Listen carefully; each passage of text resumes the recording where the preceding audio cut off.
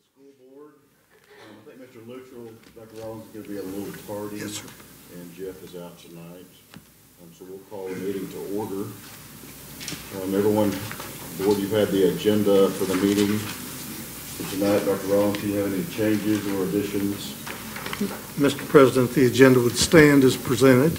Okay, Dr. Rollins, I'm going to add at the conclusion of our meeting an executive session to discuss currently employed team members within the district. Thank you.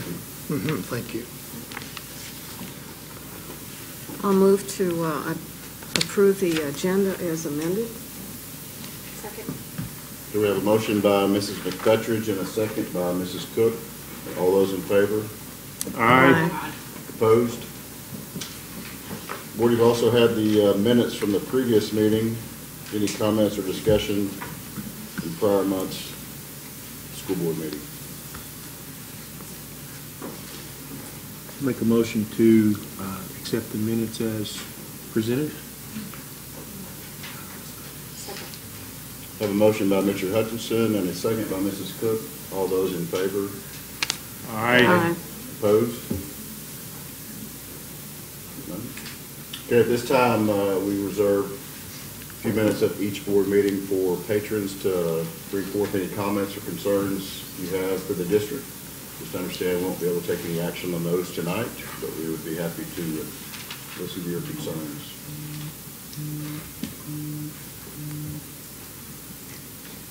Okay.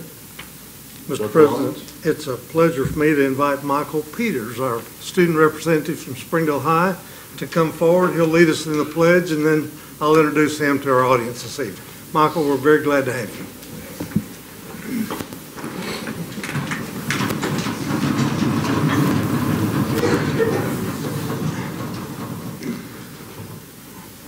I pledge allegiance to the flag of the United States of America and to the republic for which it stands, one nation, under God, indivisible, with liberty and justice for all.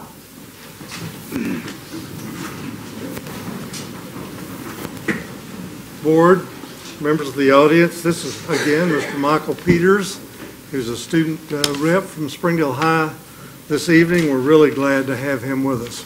Michael's a senior. His parents are Curtis and Alicia Tillman. His activities while at SHS, Michael has taken rigorous courses such as AP World History, AP Physics, College Algebra, College Trigonometry, and concurrent English Composition. Michael is a member of the Springdale High School Law and Public Safety Academy. He participates on the Springdale High School debate team and the mock trial team. He also participates in the Jobs for Arkansas Graduates program. Again, Michael, we're very glad to have you. Thank you. I know the board would welcome any comments you have. Yeah, I'd just like to thank you all for all that you do. I've been in the Springdale School District since I was 6 actually, moved here in first grade from Germany. It's just been a pleasure for all that you have done for me. Thank you. I know they'll have some questions for you. They're good at that, Mike. They really Well, are. that was pretty quick. Yeah. So what the school, the progression of your schools through the Springdale School District? Yeah, I moved originally to T.G. Smith, and then Shaw Elementary opened up, and my mom taught at Shaw, so I moved to Shaw, and then Hellstern, and then Central, and then Springdale. What are your plans after graduation?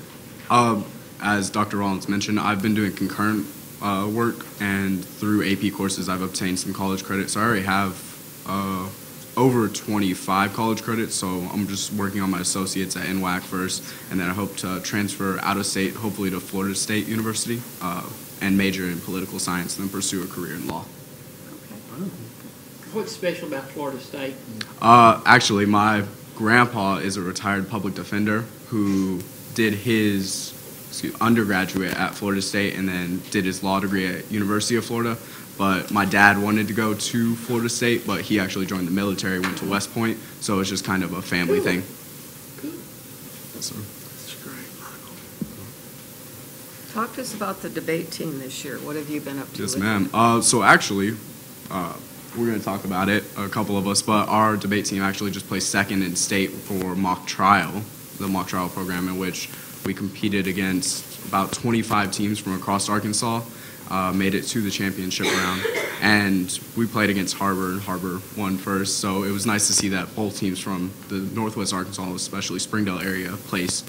But we did that, in which we essentially strategize and prepare a case that's released in October and have till March 3rd to assign witness roles, attorney roles, opening statements, cross-examination, direct examination, and prepare that and essentially perform it in front of actual people with law backgrounds, such as judges, attorneys, and with no notes. So it's a little bit of a competition. It's kind of stressful, but it's really fun, and it gives me an insight into what I want to do in my future.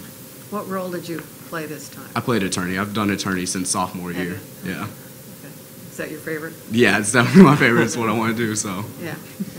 Well, good. Did that help you decide, being a part of the? Yeah, it really helped me decide, especially joining Law and Public Safety Academy as well at Springdale, just gaining an insight into law rather than where most people decide what they want to do at a young age, like, oh, I want to be a cop, but then they go in and they see there's paperwork in that.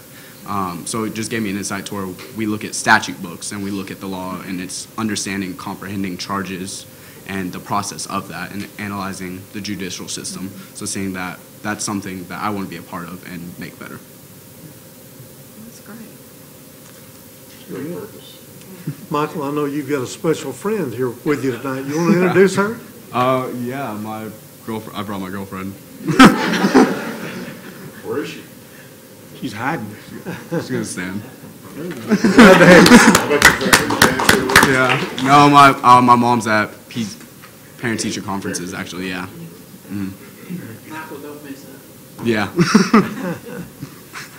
You did a great job. Thank you. Good job. Thanks, Mike. Thank you so much. Thanks for being here. Thank you. Appreciate it. Good luck.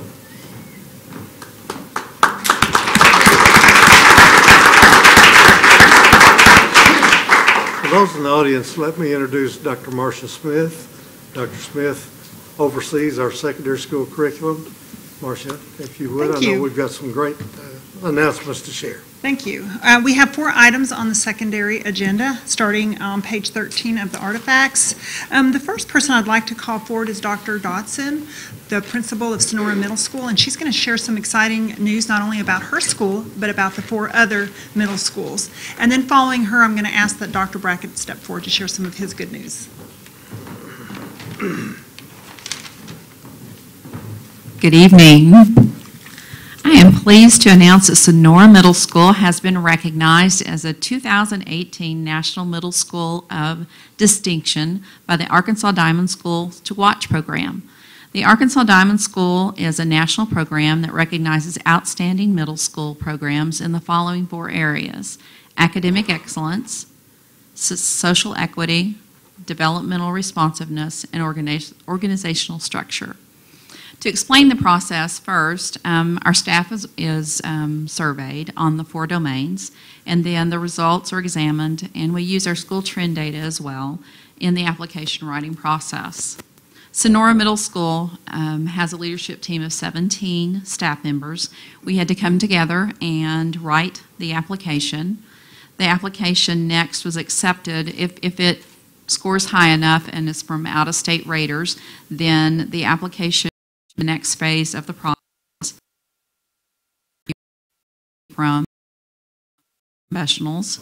They came and they visited the classroom in our school. They looked for evidence of those 4 domains. And then the team met with students and parents and our leadership team as well to ask questions and to gain insight about our strengths and also about some areas for growth opportunities for us as well. The school's recognized as a school of distinction is named that for 3 years. Every 3 years, the school must reapply because, as we know, the school can, either hopefully never go down, but it certainly could happen. And they want to make sure that a school remains with the same amount of rigor, and you have visitors as well. There are only 19 middle schools across the state that have ever been recognized for this honor. I would also, at this time, which is very exciting, like to recognize my colleagues here whose schools were redesignated this year as well as schools to watch. I would like them to stand as I call their name. Helen Tyson Middle School just had their 4th designation as of 2008. Congratulations, Miss Anderson. Miss Hickman is here tonight to represent Helen Tyson.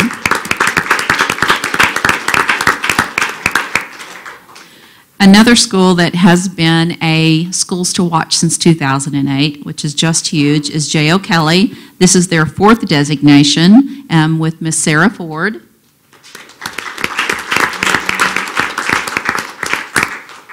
And Hellstern Middle School has their 3rd designation as of 2012. Congratulations, Dr. Lofton.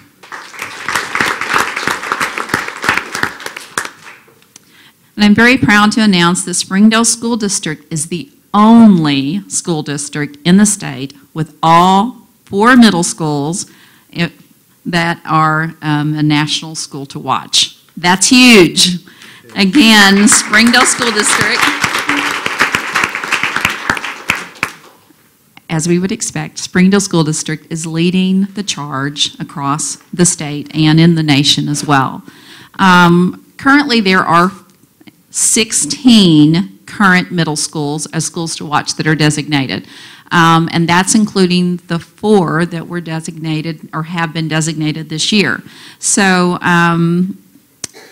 Springdale has 4 of the 16 across the state that are continuing to be designated as schools to watch.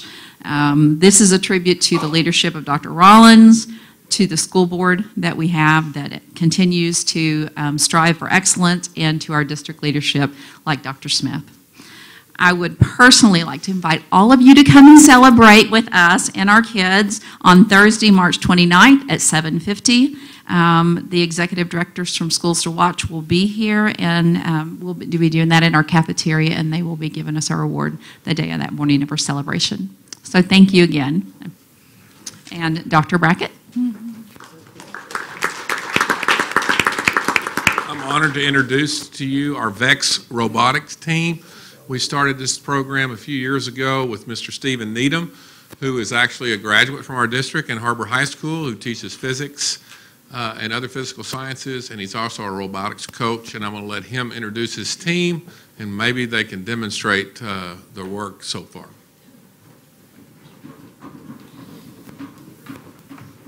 Thank you very much. Just something a little bit about the team. We currently have our team captain, Santiago Sacido, right here. Lucas McDaniel with the yellow cones in his hand. We got Jordan Pham right there, and the one that just put the robot down, Cole Blankers, and Stuart Cullen Wright right over here in the Flash t-shirt. A little bit about the team, what they've accomplished this year. They went down to Fayetteville competition recently, down in, I believe it was at Ramey Junior High. This was in February, and they managed to win the competition, win the tournament, and they did that with only 1 loss to their record, and that 1 loss happened to be a mechanical issue that came out of nowhere, but they managed to fix it in less than 10 minutes, go right back out the very next match, and score the highest score of about 126 on the opposing team the very next match. So they diagnosed the problem, fixed it really fast, and they work really well on, and this is only about half the team right now. The other half could not make it, but we currently have representation of about 5 seniors, what would you say, 3 juniors and 2 sophomores? Pretty sure that's exactly what it is. I'll let them sort of demonstrate, and we can talk a little bit more. Something that you're about to see is also the current Arkansas state champion robot. They went into Russellville. This is about 2 weeks ago, two weekends ago. And the name of the game is they stack cones. They put them in specific areas for point values. Each cone is worth about 2 points. And they are able to put them in areas and over obstacles and other kind of stuff. So there's a lot of challenging things that require. Good job, guys. And HAR-BER currently holds they are tied for 95th in the world for the highest current score in a competition of 141. The highest score in the world is currently at 160. They are only 19 points off, and they've done amazing work, and this will be their third year in a row that they actually get to go back to the world competition in Louisville, Kentucky. And we've only had robotics at HAR-BER for 3 years. The first year, 4 years ago, was more of a Southwest team. It was built, and that's where the students came from. But the past 3 years running, they're 3-year state champs, basically, and they get to go to Worlds for a third time, represent the district and the school, and I think they'll do a great job. That's great. Thank you, Coach. Good job. So who wants to explain why you like robotics? What spurs your interest in the robotics? Most of our interest in robotics is like each year there's a new challenge or for a game. This year's, of course, stacking cones, and last year was like throwing stars over a fence. And so coming up with your own design and working through that throughout the whole year and like through failures, that's like a huge interest with ours, is like overcoming those challenges, huge mechanical challenges that, you know, each year, and coming up with the best robot compared to others, and just all that goes into the mechanical design and stuff. Do they have something like this in college? Like when you go to college? Yes, there's the company named Vex. There's also the challenge also called Vex U, which is Vex University, and several colleges do have this program. Also, Cole is going to the University of Arkansas, and he's ready to start that up there with another former programmer that was on our team last year. And also wherever I go as well in Kansas, I want to start it up as well. We currently have of our seniors, they're going to be going and pursuing lots of different areas, but it's all within the STEM curriculum and within the STEM field. They're going to want to do engineer, computer engineer, programming engineer, mechanical, civil, and they all learn that and really have their passion through the STEM field within this district. How many of you are seniors? Have you done it all 3 years? Congratulations. Thank you. Congratulations. I'm joining the military after high school, and I'm going to be hopefully working on drones and other robotic-based assignments, and on the team currently I'm a tech programmer. So Air Force, then? You want to do go? Okay. Good luck to you there. And you're going where? Pittsburgh State for mechanical engineering. I'm going to the U of A for mechanical engineering, and hopefully trying to start a university team there. How exciting.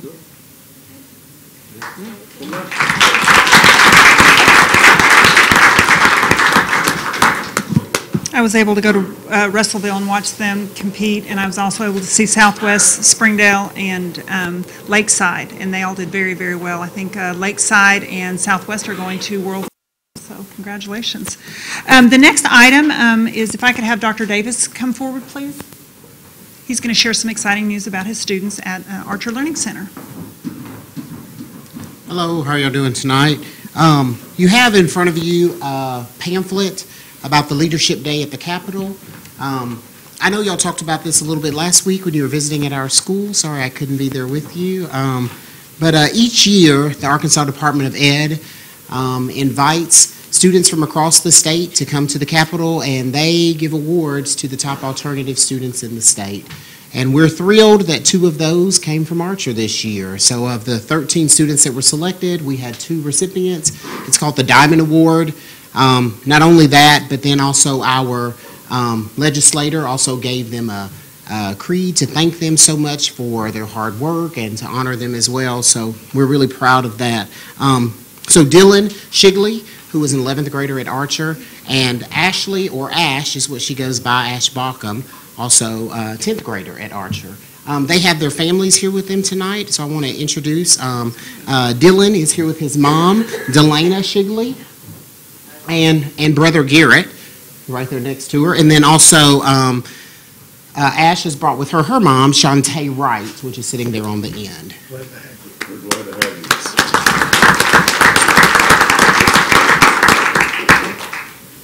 Do you have any questions for them? I sure enjoyed your presentations last week when we visited the school, and we got to see their awards that they received. And it was pretty exciting to hear from you and see your awards. So, congratulations. Thank you. What was your biggest takeaways from your trip to Little Rock? I would say the nervousness that I had going there. It was pretty fun to be there, though. Same as him. There were lots of people. It felt good after it was over, didn't it? Yes. We're proud of you. Yeah. Was that your first trip to the Capitol? Yes, it was. Was it? Yes, ma'am. Yeah. It's pretty exciting, isn't it? Yeah. Yeah. Good luck. It's quite an honor. Thank you. Thank you both. We're proud of you.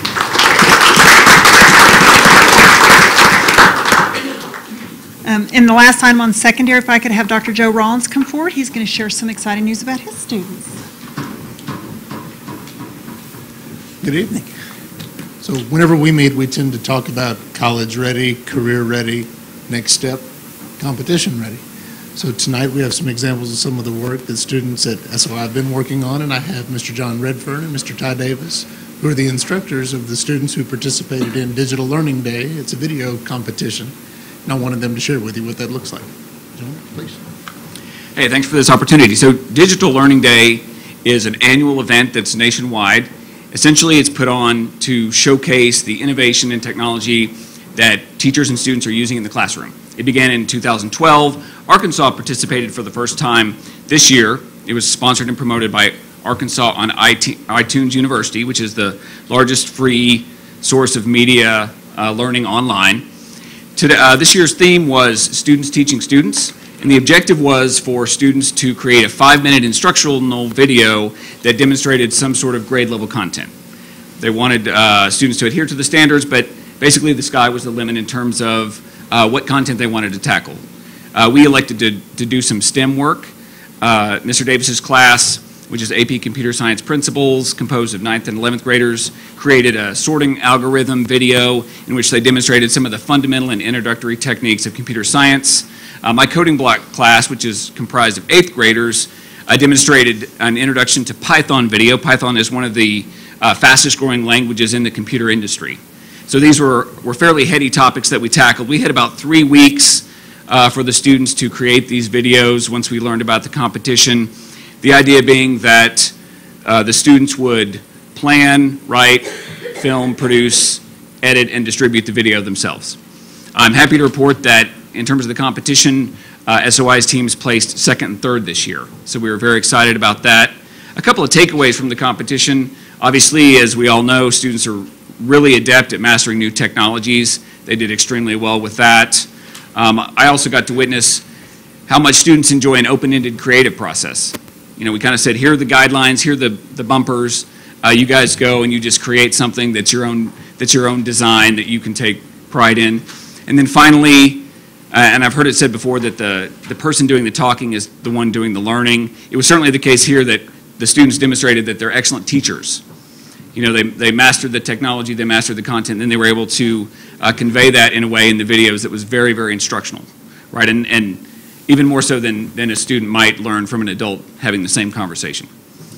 So that was the competition. We look forward to competing next year, and I would encourage all schools in Springdale, K through 12, to take advantage of this opportunity. It was a lot of fun. We really enjoyed the process. That's great. Well, thank you. Thank you both, gentlemen. Thank you. Yeah, thanks so much for your time.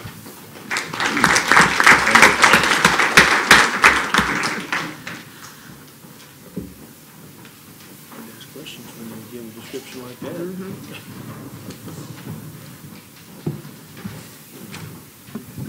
Good afternoon, Board. I have 2 items to report tonight, and one of them was about the Professional Development Day that we had on February 19th. Just to give you an update of what we did, our focus was primarily on literacy. So our pre-K focused on pre-literacy concepts, in kindergarten through first grade in the morning. We ran the first virtual conference in Springdale School District. We had each hour, 3 hours in the morning, we have 5 different selections for the teachers to choose, and they could stay in their own schools, meet with their own PLCs, and they got to decide if they needed to, they could all meet together, they could all spread out and have a selection and bring all that back together. And we did that with kindergarten through 7th grade. In the 8 through 12, Dr. Smith and her team trained a group of trainers for each of the secondary schools, and they worked on a culture of literacy. So our focus that entire morning was on literacy and what we are doing with our kids to promote that. When we look back on it, and for our K7, excuse me, we gave them what we call an exit ticket so that they can give us feedback on what worked, what didn't work, what do we need to change, what more do you need to learn. And one of the things was 95% of those who responded said this was a great way to learn. We tried very hard to model personalization of learning for our teachers. So by giving them a lot of choice and giving them an opportunity to work together in PLCs. In fact, each PLC could choose one of those hours to work collaboratively as a team. So we were trying to really model how to work on that. The selections that we had for those teachers, and by the way, all 15 of those are archived for our teachers to use again in the future, or if they didn't get to attend one, they can use that in a faculty meeting through their PLCs. And all of those choices were based on what the teachers were telling us they needed. What our principal said, well, this is what my teachers tell me we need, this is what the TOSAs are telling us that we need. So we focused on that. The afternoon, pre-K continued to work on literacy, and in K7, we worked on what we call Tier 2 behaviors. What we want to make sure is that when children are struggling with behaviors in a classroom, that our teachers know how to respond to those in a way that will be productive for the kids. We were very fortunate in that our 2 presenters are 2 of our school psychology specialists, Micah Baker and Alexandra Fitzgerald. So, and they did an excellent job with that. At the secondary level, our folks continue to work in their PLCs. So it was a great day, and as Dr. Rollins always asked me, was it $1 million day? And yes, sir, I believe it was. It sounds like it. I believe it was. So, but it was, we really enjoyed the day, and I believe our teachers did as well. My other item is, and I'd like to invite Ms. Ryan to come up here. Each year, Walker Elementary applies for a grant from the Walker Foundation. I've asked her to come and talk to you not only about the grant, but how Walker plans to use the funds for that grant. Walker Elementary is excited to have this grant and to be able to use these funds to support our students who need interventions in literacy. So with this grant, we have hired a staff member to come on board and work on tutoring students who are not quite reaching grade level expectations in reading. So we have 36 students that she meets with in small groups throughout the day, and those students are being instructed using leveled literacy intervention. So it's a research-based intervention tool that has books on level that the students are approaching the level of just a level above where they currently are reading, and so with support of a teacher walking them through that next level, it helps them to be able to move up in levels. And we've been able to move students in and out of LLI and out of the interventions because of the growth that they've made. So it's helping our students to catch up and get on grade level and be able to meet those reading expectations in the classroom. So. Any questions? All right, thank you. Mr. Stelling, our athletic director, is here for some wonderful recognitions. Good evening, everybody. A couple items I'd like to visit with about. First thing is SOI lacrosse. If Coach Yu would come up here and introduce the lacrosse team, I'd appreciate it. Well, I have to be honest with you, I know nothing about lacrosse. I'm a retired soccer coach from Truman High School in Independence, Missouri, but we were looking for to form some kind of sports team at SOI. And we had some people that had backgrounds with lacrosse, told me about U.S. lacrosse grant. I wrote the grant, and we received equipment for 40 players. So we are the first team, high school team in Northwest Arkansas to have a high school lacrosse club. And followed immediately after that, Bentonville formed a team, and they will be leaving as soon as the presentation is over, because Thursday night at 6:30 at Bentonville High School and also at Willie G. Park, we have our first, I would say, crosstown rivalry competition, and you know how we love to beat Bentonville. And so far, our boys team is 3-0. Not only 3-0, they've smashed the other teams they've played against, and they've been playing against teams that have been established for anywhere from 6 to 7 years. We play in the Heartland League, and our coaches are Victor Carino. He's the boys' head coach. He has years and years of experience in coaching. Scott Gordon, who is also a certified coach at the highest level. There's only 4 other coaches that are at that level that he's at. He's a certified 3. And we have Shannon Barrowcliff, who we stole from Bentonville. And she's our girls coach. She's level 2 and just a fantastic coach. And since I just kind of start these things, I will step aside and let them talk about it and let you present. Thank you. This is Tara Hodge, our president. She's got a few words to start off with. Hi, I'm Tara Hodge. I'm the founder and the president of the Booster Club for the Phoenix Lacrosse team at School of Innovation. My son's a sophomore. He played football at Central and traveled. He also is working toward obtaining his associate's degree. So traveling takes away from that ability, but he's still an athlete even though he has high academic goals. So having a team like this, they're housed at School of Innovation, makes a huge difference in his high school career because it provides a balance that otherwise he wouldn't have. Now, as a parent, when you sign up for a private travel team or a club sport, you know that cost is going to be upward of $500 per year. No meals are going to be provided, no transportation is provided, no equipment's provided, but you know what you're signing up for. But when you sign up for a school sport, you expect to maybe buy cleats and a mouth guard, and you'll probably have your meals provided and transportation provided. So what I'm trying to do in the club is bridge that gap so that we're not exclusive, but inclusive. Anybody who wants to play, we want them to be able to play. So that takes a lot of money. So what I'm asking here from you guys today is to allow us to use the Springdale High School football stadium in their off-season to house our games. Then we could charge admission. We could have a concession stand, and that stream of revenue we could use to not only pay our conference dues, but also right now you see our boys have uniforms. A parent donated those, bought them on their credit card and said, here's a gift. Our girls don't currently have uniforms they can wear in games. They're wearing a practice jersey that doesn't meet the criteria to play in. So they're borrowing uniforms from a team in Missouri, and we're not even represented on the jersey when they're playing and winning. So we'd like to get them some real uniforms. We'd like to have some medical first aid equipment on the field with us, as well as be able to pay our dues without having to have parents come up with so much out of pocket.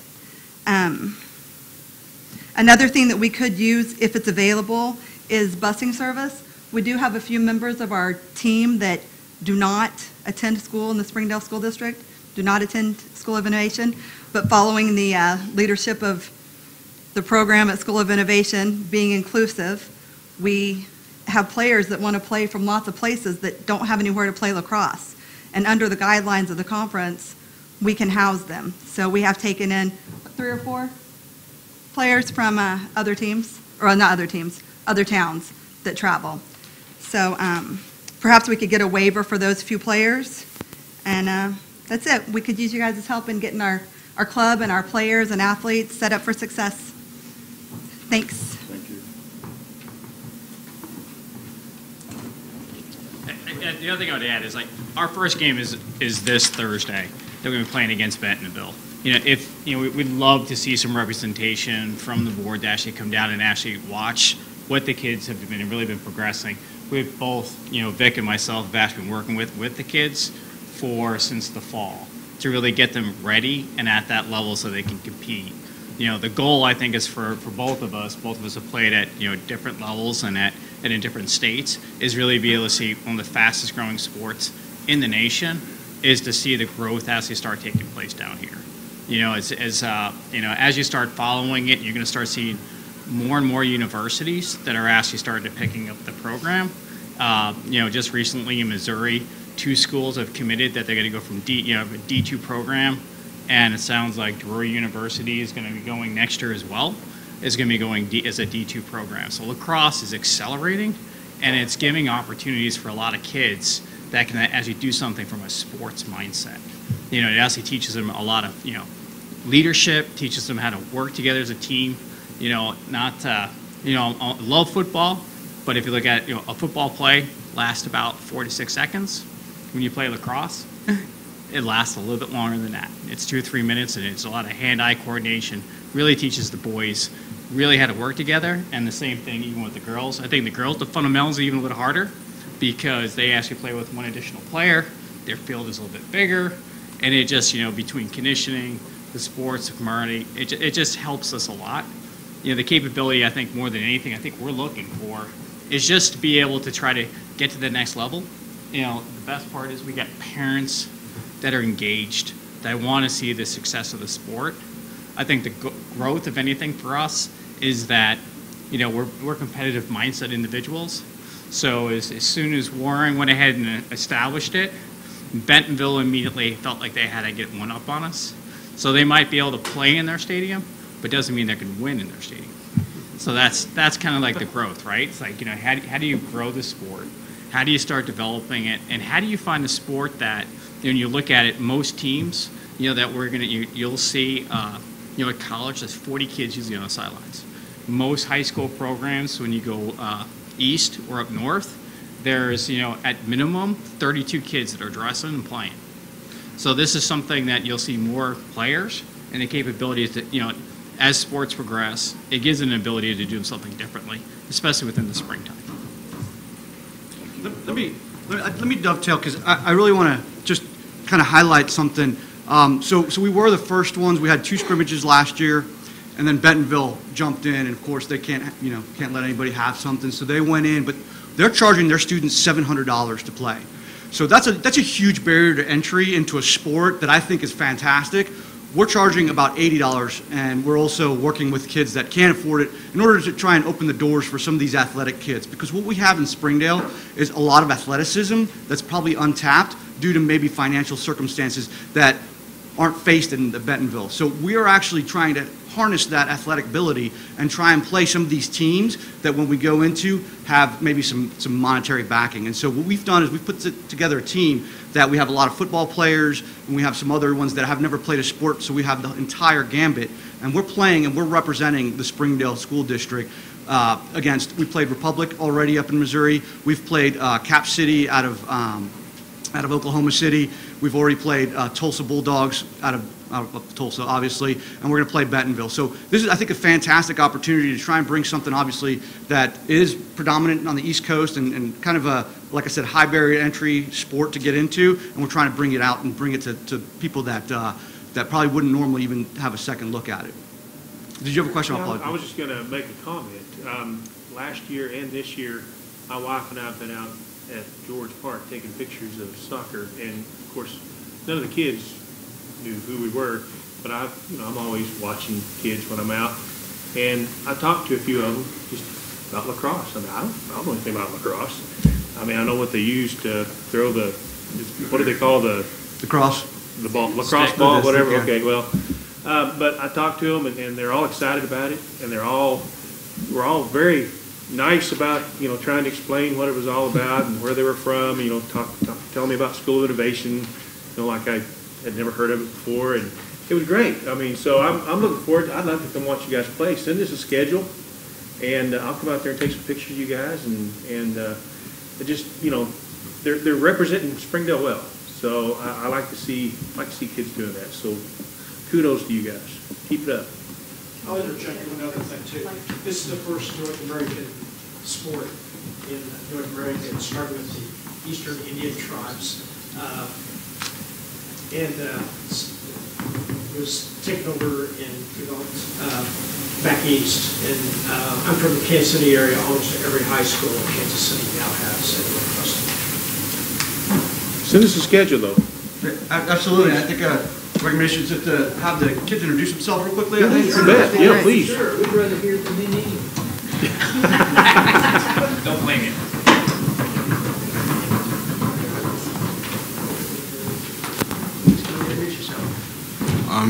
I'm Brian Evans. I'm a sophomore at SOI. I'm Noah Harvey. I'm a sophomore at SOI. Hello, my name is Will Hodge, and I'm a sophomore at SOI. My name is Braden Gilson. I'm a freshman at SOI. I'm Keegan Williams. I'm a freshman at SOI. I'm Alyssa Kaywood. I'm a sophomore at HAR-BER High. I'm Rachel Pedersen, and I'm a freshman at SOI.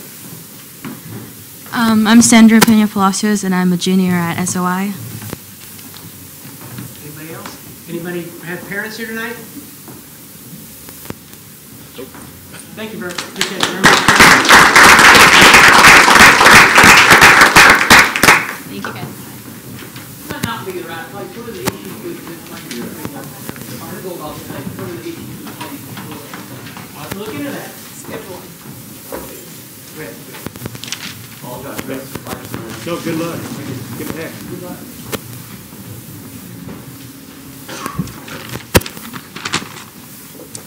Our second topic of the night, we have just kind of finished up the winter sports in our district. Bowling, wrestling, and basketball have just finished up the last month or so. We had state championships really every weekend in February and early March.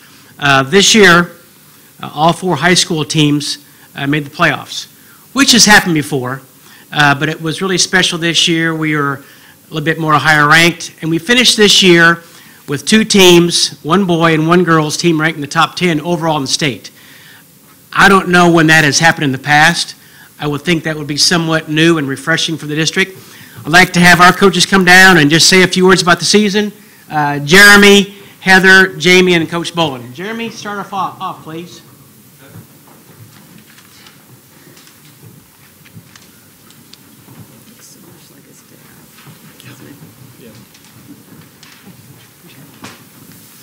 Good evening. How are y'all? Great. Good. Well, we had a good season. Finished 17-12, and I think we finished 5th in conference play. Was able to go to the postseason. We'd missed the postseason last year. We had a whole lot of those guys back this year, so that was really rewarding for them to be able to make postseason play, and not only make postseason play, but to win a game.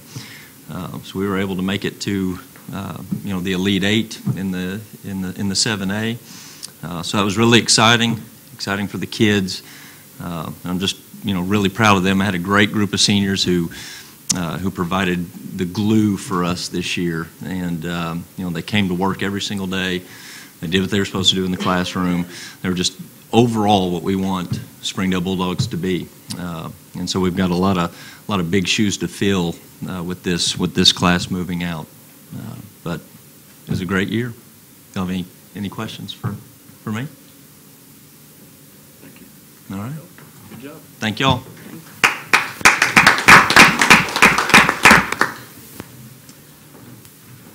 Thank you for having us. It's always fun to talk about basketball season. Our group of young ladies, we were 19-10. It's the most wins at Springdale High School, according to the records I was left by Coach Wright since 2001. We finished 3rd in the conference. We finished as a state quarterfinalist. We were able to win the Siloam Springs Classic.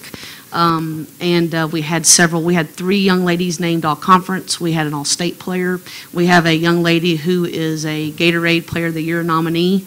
Our team really really battled through a lot of adversity that maybe we don't make public, and to see them fight for their school and to fight for each other was really something pretty special. We got knocked out in the state tournament by the eventual state champions, and I'm really proud to say that we played them the best game of the state tournament. We actually were the closest to them in the state tournament, and this group is super special. We have a lot of good seniors that we will miss, but the nucleus of our team will be back.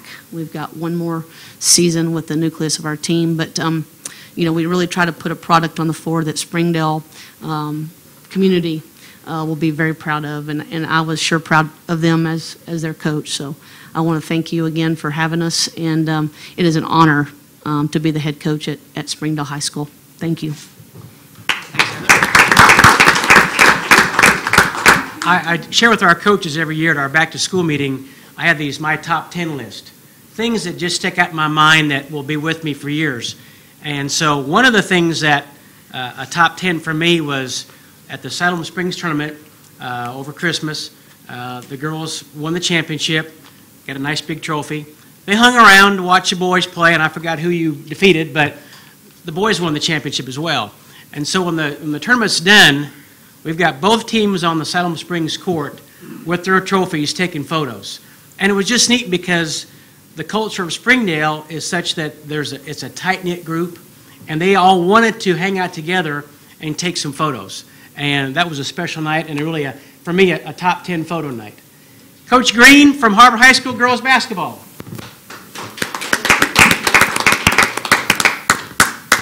Thank you for having us. A lot of us have the glazed over serious look still with season being over.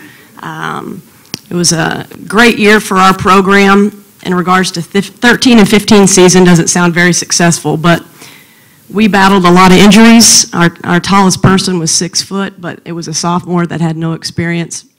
And at a time this season, we started a sophomore and a freshman. We are graduating all 46 points a ball game. And we'll be starting over in our program next year. We'll be returning 2 kids that have varsity experience. So we've got our hands full, but very confident in the kids that we return. They're extremely smart. They may lack in some skill level, but sometimes smarts beat the skill.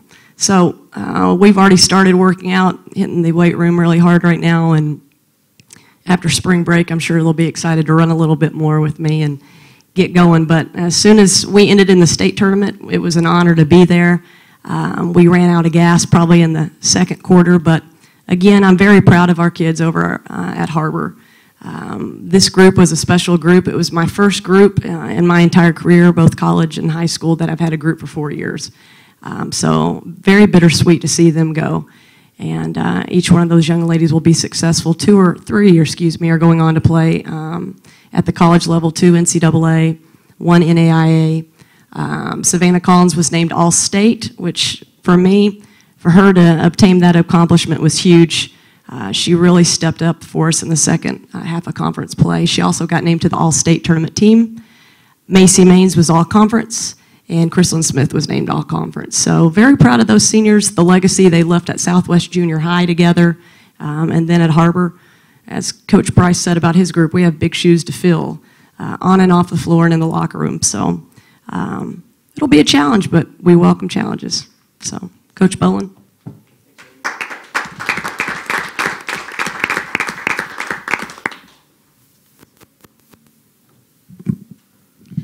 First of all, let me say something about these 3 coaches. I know that Springdale takes pride in who they hire, and they always go through the hiring process, and Coach Delick and Dr. Rollins and others. These 3 young coaches are about as good as I've seen. They love what they do. It's very evident in their teams and how they prepare their teams. And I can say this because I've been in this 34 years, so I'm the old guy here. But these 3 people are great assets to the community, and they're great assets to the Springdale School District. So I just want you 3 to know that.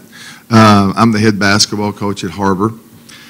We just finished a year where we went 23-7. Our senior class has won 45 games in 2 years and lost 15. They've went 23-5 in conference, which is I think a great accomplishment considering that who we play every night. It's a grind from day one. Our 45 games in 2 years is a record for HAR-BER, most wins in 2 years. We got beat in the semifinals again for the second year in a row by the eventual state champion. Maybe one of these days we won't play them and meet them some down in Hot Springs. But I was real proud of our kids. They're my kids, and you know, we took a lot of bumps and bruises, but you know, we prevailed at the end. And I think at the end of the day, you got to look at your program and see where it's at and what was accomplished. And I think these guys went above and beyond. I feel like we probably took them as far as they could go. North Little Rock had an outstanding team. There's a great difference in North Little Rock and Springdale HAR-BER basketball, and we need to try to catch them at some point. In my 5 years, we've had 16 kids get offered scholarships. Not all of them have taken them. I have a great staff, and it's been a joy for 5 years to be here. And like I said, we have some good players coming back. We have one of the top guards in the country, or in the state anyway, and we have some other guys that will definitely help us. But I really appreciate y'all allowing us to be here tonight, and thank you so much.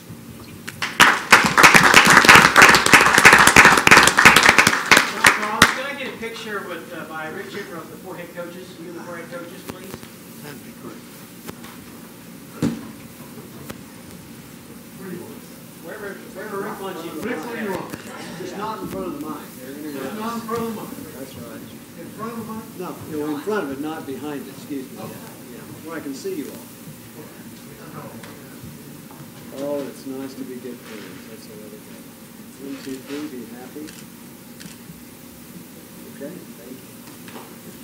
Thank you. I appreciate it.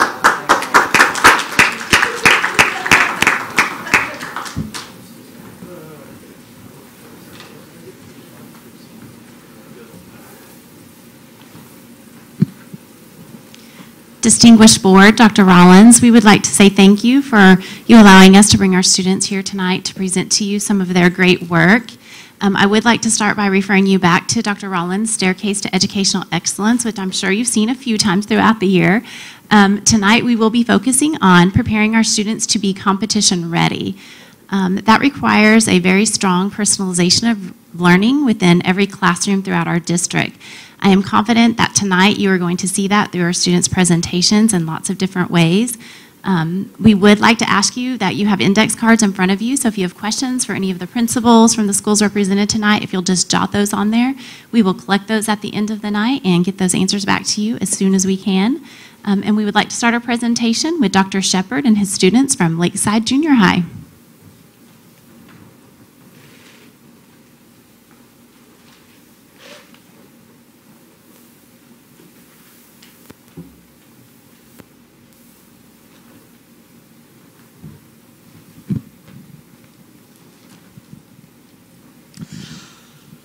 Well, we know to be competition ready, it doesn't just start at the 8th grade. It takes a whole feeder system of schools from kindergarten all the way up through elementary school, through middle schools and junior highs, and then on to the high schools to really prepare our kids at the level that we need to be at the top levels of competition.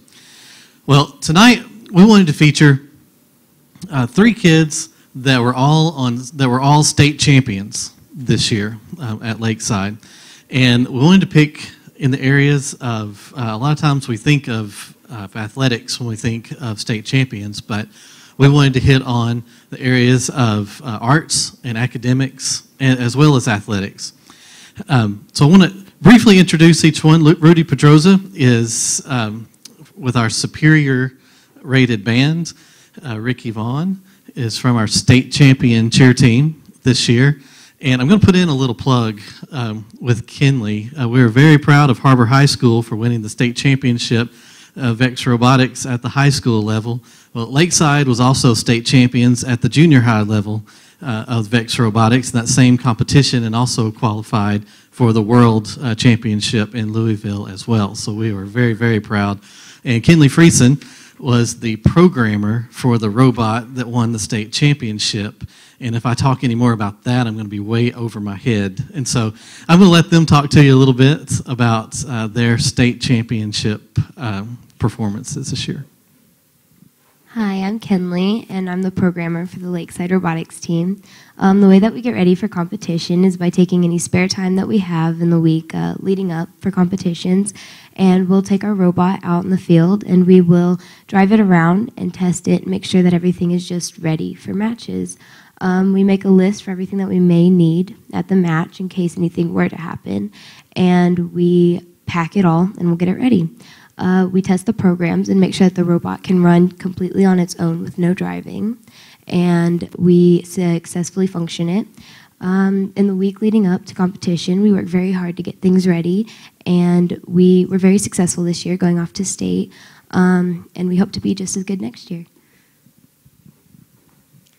Hi, my name is Ricky Vaughn, and I am on the Lakeside cheer team. We get competition ready by putting in hard work and dedication into everything we do.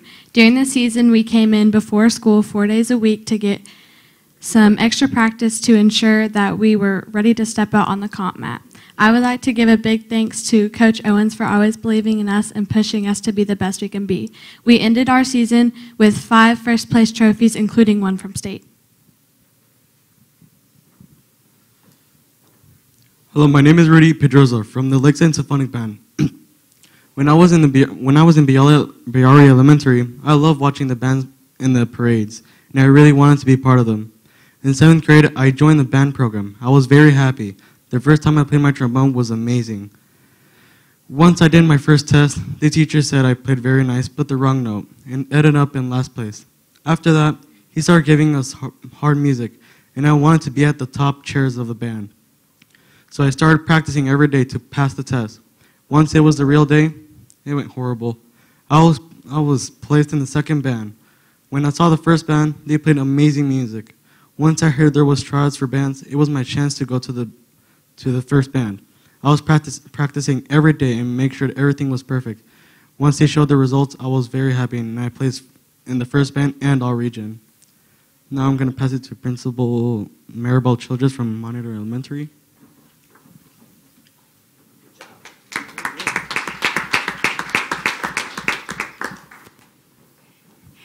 I have with me tonight 3 students from Monitor Elementary who are going to talk to you about what we do at our school to prepare students to be competition ready.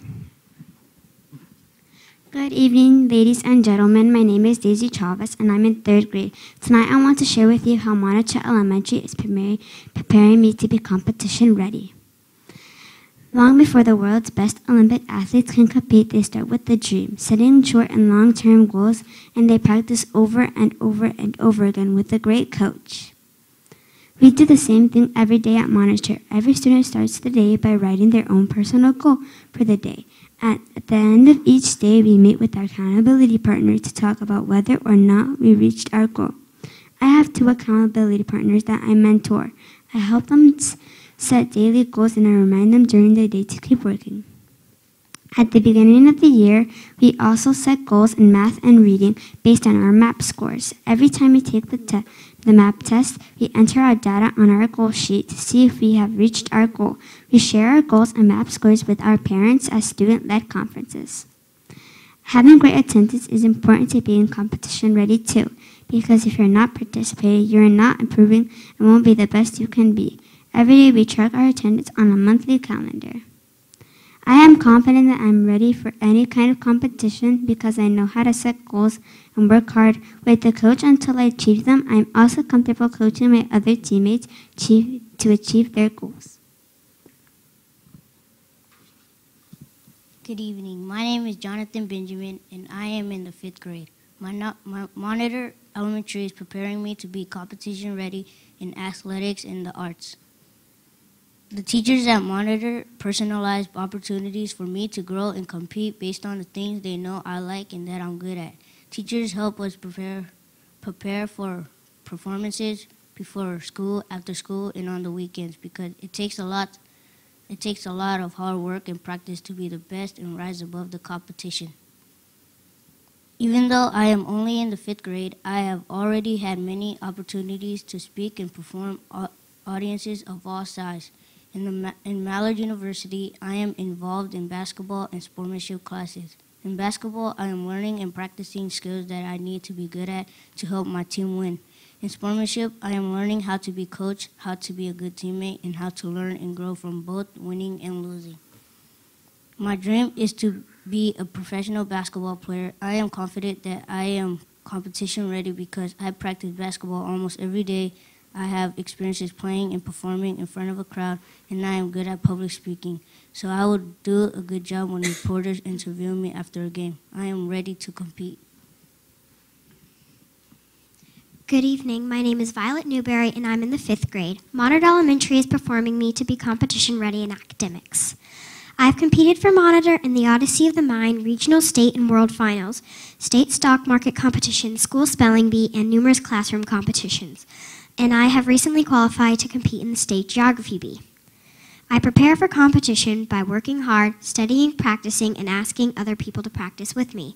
Teachers provide us time to practice that is personalized for what each of us need. After a competition, I like to talk about what I did right or what I did wrong, so I can realize what's a good idea to try again next time, or what's a bad idea that I need to fix. Competing against my friends in elementary school will help me be better at competitions later in my life. Our teachers inspire us to have dreams and compete to achieve them. My dream is to be a dance teacher, but before I do that, I want to graduate from college. To compete for college admission, I will need good grades, high test scores, and strong references.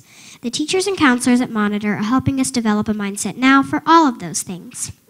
To compete for scholarships, I will need to be able to write essays that convince the selection committee that I'm the person most deserving of their money. At school, we work on becoming great writers and compete against one another in school-wide essay contests. I was one of the essay winners during the month of December. I also wrote the script for my Odyssey of the Mind team.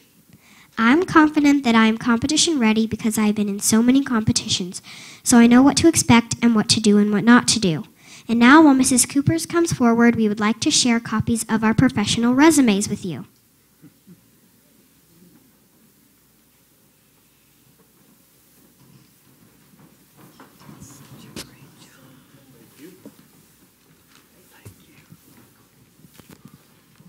I'm excited to have with me 3 students from Parson Hills Elementary. And if you'll go to the next slide, you can see we've put a few of the different things that these students are a part of. We could not even fit it all on there. They're also on our safety patrol team. They play soccer. They're in violin club. So they're going to share with you just a few things that they're doing that are getting them prepared to be competition ready in their future. Good evening, ladies and gentlemen of the board and guests. My name is Samaya from Parson Hills Elementary. We are here to share how we are becoming competition ready. We want to share with you what we are learning through debating and our reading. We need to have good communication skills when we are debating. Eye contact, hand gestures, and an expressive voice are very important. I am currently in SOAR, and we are learning how to better ourselves when we have to speak in front of others. When debating, we had to do a lot of researching, which we had to read from multiple articles from multiple sources, and we had to create a display representing our various opinions, and we had to research in any subject. Hello, my name is Fernando Ayala. When debating, we started off with various topics such as pros and cons of plastic bottles, plastic bags, and other topics. We discussed and developed our opinions based on research. As we worked together as a team, we had to give reasons to support each side of the argument and then compete against each other with the strongest reasons and ideas. The topic that I debated on was should animals be in zoos, and I was pro for it. One interesting fact was that zoos help animals stay safe from becoming extinct. My topic was if we should study more on underwater exploration or space exploration. I was pro for underwater exploration because if we research more about that, we can learn more about sea animals. My topic was if we should ban water bottles. I was con or against this issue because water bottles are polluting our environment and thousands of animals are dying everywhere because of plastic bottles. I also want to tell you about Girls on the Run, a team I participated in this year. It has really helped me in my self-confidence and to be more of a friend that encourages people to do the right thing. We also developed character traits such as building self-confidence and communicating feelings effectively instead of physically. We also had to prepare as a team for a 5K, where we had to run and persevere. I felt tired at the end, but the most important part of it was that I learned not to give up and to have determination in anything. This is my medal from Girls on the Run. I also am excited that I will be attending School of Innovation next year and will continue to build perseverance and do great things in my future. I participated in the store dance team this year. The team that I was in competed at the Jones Center against several different dance teams from other schools, and I am excited to announce we got second place in choreography. This experience has really helped me build courage, teamwork, and self-confidence in myself. We had to compete against middle schools and high schools, and I am excited. We were so excited that we came in second place winning this trophy.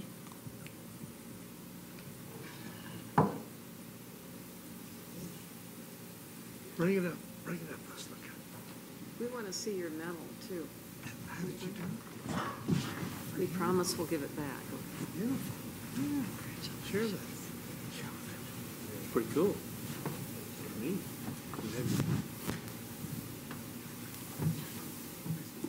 I'm in GT, and something that I feel is important to be competition ready is teamwork.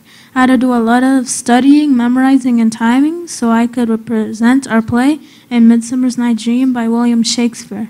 After the play, I felt proud of myself, and I will also be attending School of Innovation with Samaria. And this is a big competition since they are going to look at my grades and my behavior, and I hope this middle school experience will be a great one. How many's on your team? How many? Thanks so much for having us here.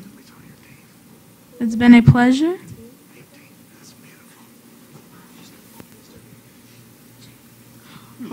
I was sharing with you. Now I'd like to turn it over to Mr. Jinks from Springdale High School. Good job, guys. It's going to be hard to follow. Oh, you don't follow animal acts or little kids, right? So I'm having my two students come up right now, but Dr. Owens always says Springdale students love to compete. And I think it's where you get to see the kids show the passion they have for what they've learned in their school. When kids get into these type of programs, they get to exercise what they've learned. And it becomes something where at first you have to drag them there, and then you got to drag them out of there because they want to do it so often. About 2 years ago, I got a phone call from Dr. Rollins at 7 o'clock in the morning. You guys ever have those? No? Okay, well. 6:30, okay. And, son, what are you doing with the debate team? And our debate team had kind of fallen off. And so I found a teacher, Melody Thresher, who was passionate about it, and she has built that program to something phenomenal. Now, we're not near the place where HAR-BER's at right now because they're nationally known, but we're getting there closer every day. And but our kids have done a phenomenal job, and you got to see Michael when he talked about the mock trial. But I have two individuals here, Ariana Ponce and Michael Peters, who's going to talk to you a little bit about our debate program and our mock trial team. Hi, I'm Ariana Ponce, and you've met Mr. Michael Peters. We are captains of the Springdale High School debate team. I had the opportunity to participate in debate at my junior high, and I immediately found a passion for it, so I decided to pursue it in high school as well. That's where I was introduced to mock trial. At first, I wasn't really sure exactly what it was, and I just knew it was going to be a lot of hard work. We held tryouts in September, and the case came out in October, and over that time, I fell in love with it. We worked for the next 6 months to become competition ready, which we're here to talk to you about today. Through the resources that we were given through our coaches and our school, we were able to work until we felt that we knew the case and the procedure well enough to compete. We competed last weekend and came second in the state, right behind HAR-BER. And I couldn't be more proud of our team. We feel that we've learned strategies to be even more ready next year, and I definitely feel like through this experience I have a leg up in not only legal procedure, but a certain professionalism that I wouldn't have without it. And Michael, do you? Okay, so we're both part of the debate program, as she mentioned. She talked about mock trial, but actually Ariana as well competes in original oratory at debate competitions, which is simply coming up with, what's the times? 6 to 10 minutes, and it's completely memorized, and you go in a room and you compete, and you just recite that from memory, and you have to put pathos and ethos and logos into that, and use persuasive techniques to essentially win against a number of other students from different schools and different backgrounds who have stories that may be better than yours, but can't essentially convey it in the way that you can. So being competition ready really through debate is about being able to persuade someone or essentially convey what information you have and the comprehension that you have for that. So I've actually competed in International Public Debate Association format, which is IPDA, and it's a shorter one and it's more competitive. It's one-on-one, and you draw your topic and you have about 30 minutes to prep it, and then you need to be in a room arguing against someone. And I mean, you can use notes, but you kind of look a little bit less professional when you're using notes. So it's essentially just being able to comprehend that and remember everything about it, which I know a lot of people can't really do. So I know that debate really helps us with that, and it's helped me for my future and the career I want to pursue. Thank you.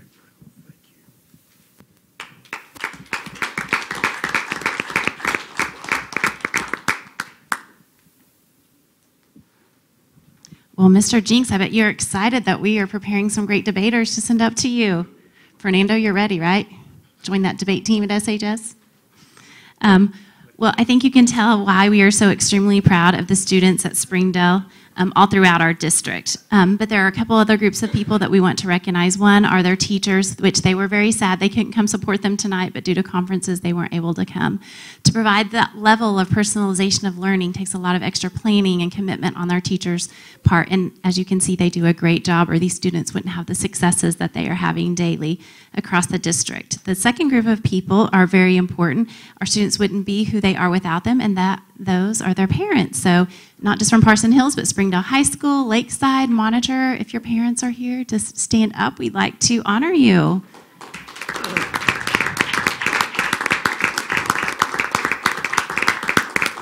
Great students, great parents. So we appreciate you entrusting them to us. We are proud to work with them every day. We want to thank the board and Dr. Rollins again for letting us present tonight. And just remind you, if you have questions for us, to fill out those index cards, get those back to us, and we'd be happy to answer any questions that you had. So I have to give my broken record speech again this month. These work sessions, the focus sessions that we have at the board meetings, have kind of become one of my favorite things. In particular is because we get to hear from the kids. And so all you kids who participated tonight, stand up, and let's give them a...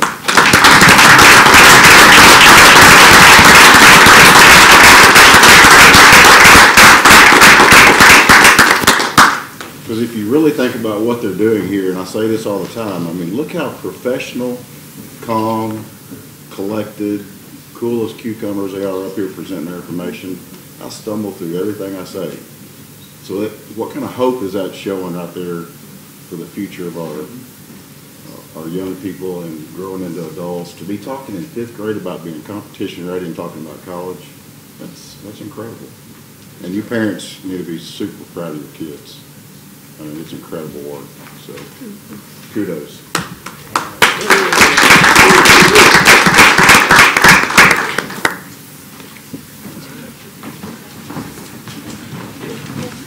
Let me put in a plug for the Arkansas State Speech and Debate Championships, April 7th. We're hosting at HAR-BER High School. Springdale and HAR-BER will be competing with 1,500 students from around the state of Arkansas. If anybody wants to come volunteer, contact Joel Brown and make sure that he knows. That's just a plug. Since 2001, Life Touch has been a part of serving the world in a manner that I have been envious of and been able to watch and see from a distance. As you know, I've been we in our school has been working with Life Touch since we opened, and I've seen their heartbeat from their work and their people. But on this trip, I got to see their heart. And so I'm grateful to them to allow this type of work. They began in Kosovo in 2001. They've been all over the world, including the United States, to a couple of Indian reservations, and primarily they build schools. And so in 2017, actually, in October, we will dedicate the last school in Constanza, Dominican Republic. And so I found out in November, everyone else found out in June or July they were going to get to go, and I found out in November. I immediately texted our superintendents, called Dr. Rollins that evening, and he said, sure, you can go. And so I left January the 15th and returned January the 23rd. The picture that you see now is our team. I was a part of 40 from all over the country and all over Canada. The things that I would like to demonstrate to you is, first of all, the beauty of the country. This was my view every morning off my back deck. This was a close-up of that view. This is a picture of the countryside that we drove through, and if I sent that to you and said, what movie, what would your answer be? Well, the truth would be Jurassic Park, because they did do some Jurassic Park filming in this part of the world. But as you can see, it's just beautiful countryside, and we were very blessed to spend 7 days there. This is more local. To the left is a picture on the grounds that I got to stay, and to the right is where we got to work in a small area outside of Constanza called Rio Grande. And by the way, I'm doing 3 hours and 3 minutes. The second part is the beauty of the people. This is part of our team. On the right is NASSP representatives. On the left are superintendents and principals from around the country and Canada. And then just to the bottom part of that photo in the red hat with his wife was the superintendent of Constanza Schools. That was a very interesting conversation. This was the entire team, including the 7 full-time construction workers. And you'll see to the bottom right, kind of the middle right, is the only piece of gas-powered machinery that we had. Everything else was by hand. In the background, you'll see the cafeteria, how small it is. And then in the back of that is a kitchen that we were also part of. We put all those blocks in that length of time that we were there. Basically 4.5 days is what we were able to do. Everything was mixed by hand with the exception of the concrete. The mortar was mixed by hand. And then you'll see some other beautiful people. These were 3 of our 4 interpreters. And the one on the right, I want you to remember her face. Her name is Marcellus. And I want to share with you in a moment what she shared with me. This is the beauty of the countryside and the people. To the right are 2 young ladies that I visited their community. It's up that little hill there and to the right. And then to the left is one of the students of the school. To the left is the lady that I visited who was in her 70s. She didn't know exactly how old she was. She had 23 children and 40-plus grands and greats. To the right is a young man who, while I was taking a water break, snuck up behind me and stole my glasses. And we had the best time. Some more of the people. To the right was our 4th interpreter. His name was Pedro. I called him El Presidente most of the week until I heard him interpret a sermon on Sunday night, and I changed his, I can't say it again because I forgot, but I call him Man of God in Spanish. I went and asked how to do that, and he was so moved by that, he spoke the next couple of days. Every time I saw him, he thanked me for that. The beauty of the work, as I said, everything was by hand. That's one of the 8 2-gallon buckets we had that we moved 4 yards of concrete, which if you know, that's a dump truck. That's a lot of concrete. Cenobio was the maestro of concrete, and for some reason we struck it up and we couldn't communicate with one another by language, but we communicated pretty well with one another. And he wanted me to be the one that poured it into the area that was that he was fixing to smooth out. Actually, we dug footing for an outdoor basketball court. That's part of the work there. And let me tell you something, I'm old. This is the beginning of the work that I showed you, and I did some of this work until I fell off the scaffolding, and then they wouldn't let me back up there. Some more of the work that you see, at times the kids would join us, and we broke every OSHA law there probably ever was. And for 4.5 days of work, there were no injuries. Even me falling off the scaffolding didn't hurt too bad. Leaving a legacy. I can't explain to you the impact that this had on me personally, the energy that I received from it. To the right, you will see what we were able to do is in that green canister was notes that we all wrote, blessings that we all wrote. And then in his right hand was a brochure that had all of our pictures and bios on it, and we were able to drop it down in the bottom of that of the wall, and it will remain there. And to the left, leaving the legacy was about building relationships. I went with some preconceived ideas. I thought I had a lot to give. I received much more, not even close. I was told about the poverty. I would see poverty like I never saw it before. What I saw was richness of spirit.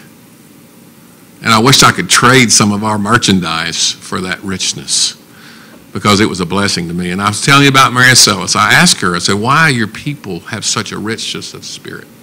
And she said, I grew up in a community about the size of Rio Grande, very similar. And she said, at an early age, we learned to pray for our needs and appreciate what we have. What a blessing it was to represent Springdale Schools, NASSP in Arkansas, and Costanza, Dominican Republic.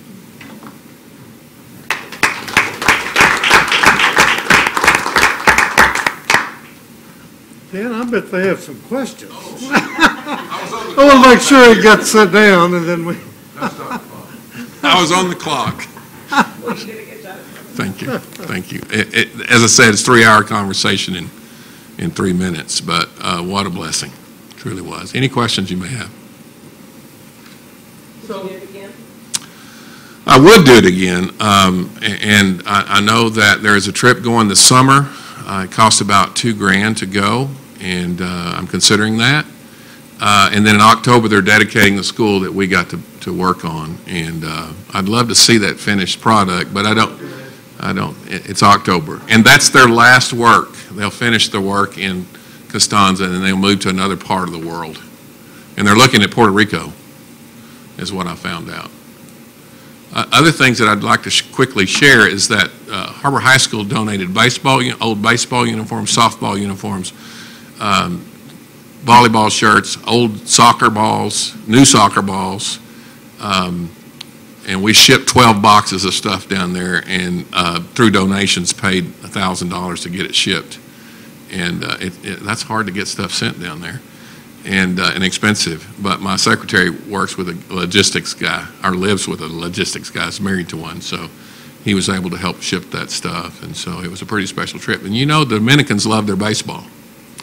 They were in the picture, but I didn't show you. The pastor who we team with, his 2 sons are in the Tampa Bay organization in AAA. One of them is a 95-mile-an-hour pitcher. The other one is a 19, and he's 20, and the other one is a 19-year-old shortstop. And both of them are really good. And then he had a 15-year-old son who's throwing 85. And I mentioned the University of Arkansas baseball program to him. I said, I think that would be good. Any other questions?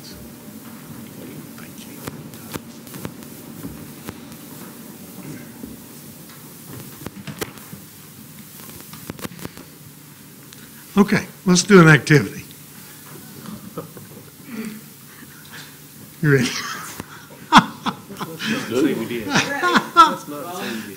He announced to somebody the other day, yes, right. He announced to somebody the other day that I would put you on the spot. He talked to our leadership Springdale group, I think, didn't you, Kevin? He said something like that. Let's think for just a moment about community engagement. Community engagement. I really do want to thank y'all for coming and having lunch with, or dinner with Miss Frost. Just seemed like just a few days ago. I met this wonderful lady at the Family Literacy Conference in Tucson this fall, in October. She was a presenter, did a beautiful job. As I sat and listened to her comments under this heading of community engagement, I thought she'd be great to come to our district to visit with our PTAs, our patron chef, our school board, our staff. So I extended an invitation, and she took me up on it, and I was really pleased about that. Ms. Frost is the family ambassador for the U.S. Department of Education. Really a wonderful individual to get to know. So, under this umbrella of family engagement, just cite some examples that you're familiar with, that you've helped organize, that you've worked on. Talk to me. PTAs. Absolutely. I still call it Toyota Family Literacy Project. I know it's not. Yeah, the Family Literacy Initiative, you bet. Great. Yes, sir. Family involvement. Think Is about that a what minute. you said? Go ahead. Patron shop. Patron chef's a great example. Yeah. Go ahead. Booster clubs. Booster patron clubs, shelf, yeah. all that stuff for the Dan, parents. what do you think of that? Booster Club, T-ball. Sure. Kevin, what do you got? Think of our counseling staff, Okay. particularly in elementary school. Yes, you bet. Okay. I was sitting at a table this past week in Baltimore, Maryland, and the conversation was school people talking about this topic of family engagement. And I heard just a little bit, this young lady said, watchdogs. So I listened, want to make sure I got it just right. And then I asked her, do you realize that that dog is an acronym for Dads of George Students? Well, she didn't put that together, but that program, again, one of the great family engagement initiatives started in the Springdale School District, as you remember. And today, that program is in 600 school districts across the country. 600. This young lady was from Albuquerque, and she was talking about that program. This idea of family engagement is really powerful. So when Miss Frost came, we took her to Jones Elementary. She met Melissa. Melissa shared the Jones University model, in addition to talking about all the PTA events that are going on at the school, etc. Then we took her to J.O. Kelly, and she saw the family engagement piece there. She went over to our pre-K, and we had parents there caught up in it. As a result of her visiting in our district, she extended the invitation to bring a team of Springdale educators to Baltimore for this U.S. Department of Education Family Summit on literacy, collaborative work with parents, and so forth. So we spent Friday, Saturday, Sunday visiting about ideas that were emerging to better engage the community. I share those things to tell you we had a wonderful team representing Springdale, just as you've seen here all evening. Dr. Bridgeforth, Ms. Hutton, the team from Elmdale were sharing an idea of how to extend the family literacy initiative. As you know, it's in our schools now, 16 of our 31 schools, so keep that in mind. That's a growth, that's an extension opportunity. But in addition to additional programs, these principals are looking at ways to make this enrichment activity, this enhancement activity available year-round. So Melissa last year started a program where she invited all the family literacy programs on the east side of town for representatives from those programs to come to Jones Elementary for a month-long activity in the summer. Enriching the family piece, growing the family piece, but what? Reducing that academic slide that we always worry about during summer, that regression that often takes place. And if you got families and kids reading together, it's a beautiful thing. Michelle said, I want to try that on the west side. I want to invite all the west side folks to come to this activity. So this summer, we'll have an east side, west side. Hopefully, Kevin, next year, we'll have building level programs in each of our schools, and you can see the progression. 25, 30 people, 300 people involved over the summer. And then there's that goal of 17 and 18 and 19 and 20. You see the progression. You know how it works. But the idea is to engage our families. So we've done some really nice things. I hope you feel good about that. But there's so much opportunity to grow it and make it better and extend it and involve more and more families in the process. And building partners like we did with Ms. Frost and the U.S. Department. And there were 9 school districts invited to the National Summit this past weekend. 9. And Springdale was one of those 9. So, again, the prominence of our school district growing and expanding because of the great work of our kids and our teachers and principals, et cetera. It's a really nice thing. So, if you have an opportunity to thank Ms. Fink, to thank Ms. Hutton and her team, let them know how much you appreciate it to see them leading and doing it in a way that will help them grow even more. It's a very, very special experience. So I share that with you. Okay. It's been about 2 months ago that Mr. Webb, our chamber director, our chamber president, and our mayor went to Washington, D.C. We met with our congressional delegation. We met with the ambassadors from the Marshall Islands, et cetera.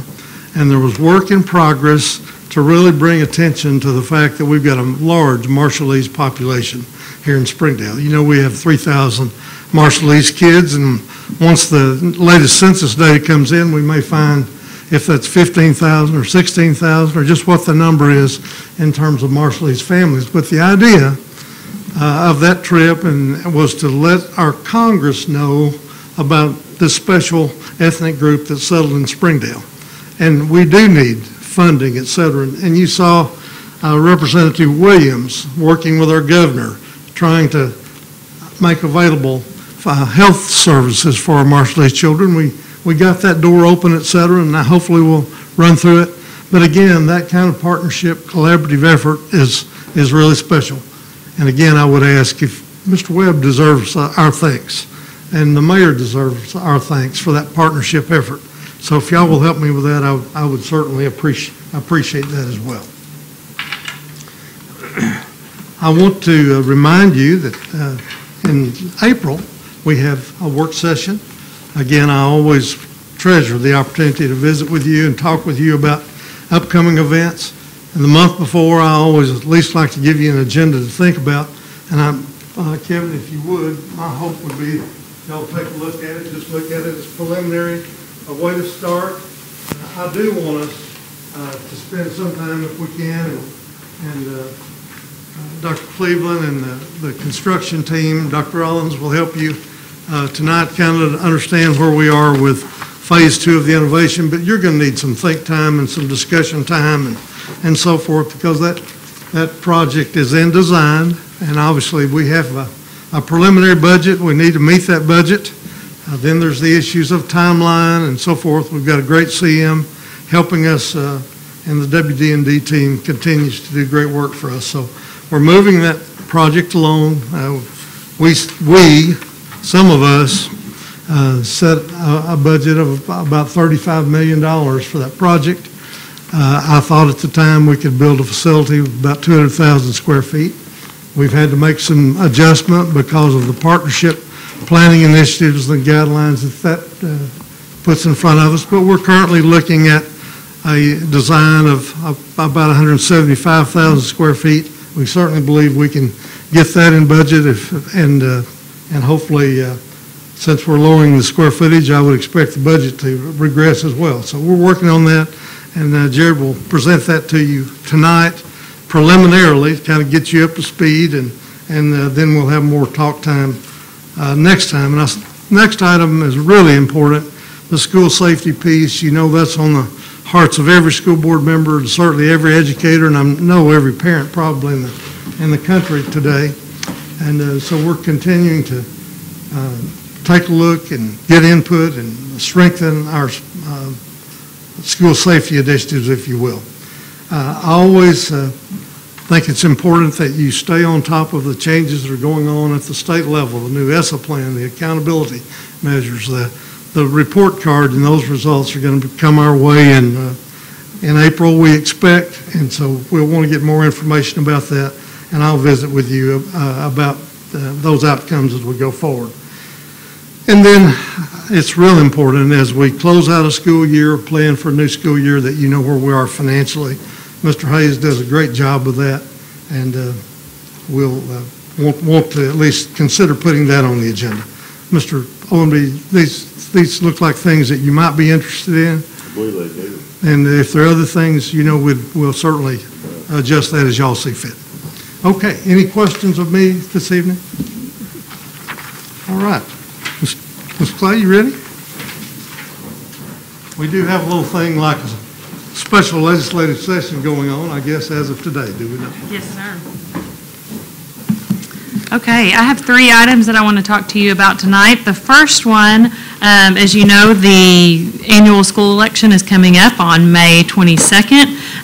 The filing period has closed, and for the at-large position, Ms. Cook is the only person that filed for that position. So unless a write-in candidate comes in, I guess congratulations are in order. For the open Zone 2 position, there were 2 candidates that filed, Mr. Jeff Miller and Mr. Nick Emerson, and I believe Mr. Miller's here with us if he wants to just wave. So we're finalizing with the county polling places that will be open and whatnot, and so hopefully next month we'll have that information to you. Early voting will begin a week before the election. So I got to tell Mr. Miller over there, when I came in and filed to run for the school board, it was recommended I came to a couple of school board meetings by somebody in this room. And then when I did come to one of the meetings, that somebody made me get up in front of the podium and tell why I was running for the school board. So you kind of got off easy tonight. It's not over. There's still time. So you just know what you're signing up for. Good to have you here tonight, though, by the way. Are there any questions about the election or any information that you need me to bring to you next month? Okay. Item number 2 says an update on the 2018 fiscal session. I will do that and say that the fiscal session concluded on Friday. The legislature funded education at the levels that we expected based on the work that they did in the 2017 session, so about a 1% increase. We have now started a special session, which the governor called on Monday. You have at your desk a list of all the items that are on the call for a special session. So for a special session, bills can only be filed that are related to specific items that the governor authorizes. There's a list of 11. Numbers 9 and 10 deal with education.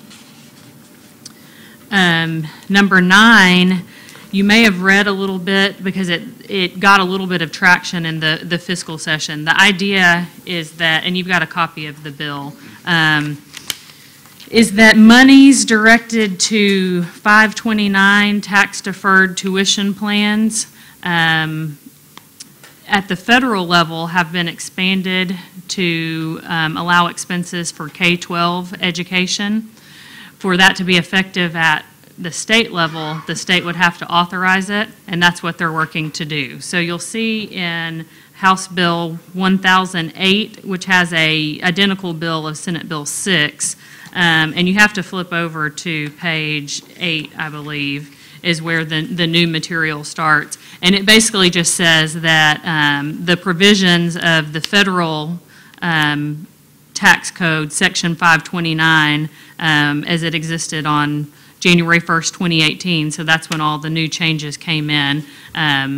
Expenses allowed under those provisions will now be allowed to be deducted from your state income tax. So in effect, what it means is a person could contribute to a 529 tax plan and then use that money to pay for private school tuition and take a $5,000 tax deduction from their Arkansas state income taxes, $10,000 if they're married. I've seen an estimated revenue impact of about $5 million. And one thing that's just concerning, a couple of things, when it came through in the special session, or in the fiscal session, that's only supposed to be for appropriation bills. So what happened is it was buried in special language attached to the treasurer's appropriation. It's very difficult to track legislation like that because there's nothing that's in a title that clues you in to what's in the bill. The special language committee meets at 7 o'clock in the morning, and it's just a process that doesn't feel very open. It never has.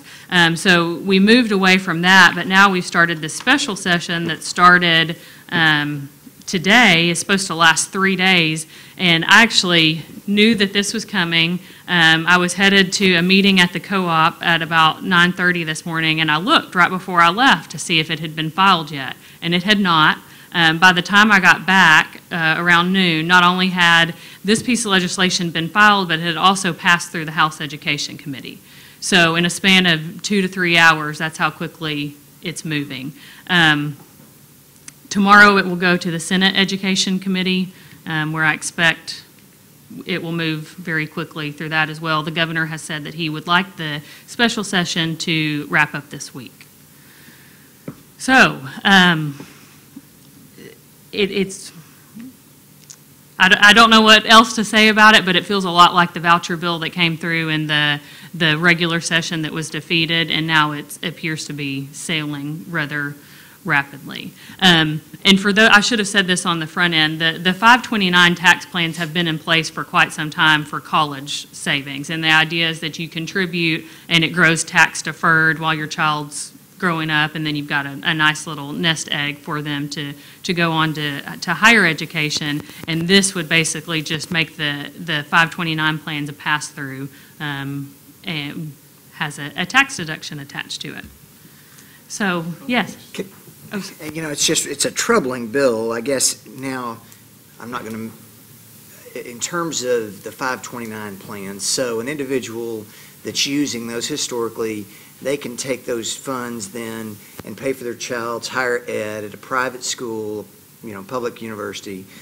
But this is somewhat discriminatory in nature to me, it sounds like. So they're saying that somebody with a 529 plan can go use their money to fund is it a charter school or a private school? It would be private school. Okay. It actually, and I pulled up the actual text of the federal tax bill today to try to get clarification on this. It says tuition expenses for public and private school. Now, I have seen some people take that to mean that if you have a child going to public K-12 school, you could use some money to pay for a computer. That is allowed for higher ed. I don't think that it extends to public school expenses because public school doesn't have tuition, and it says public or private school tuition. So that leaves private school tuition to be eligible expenses.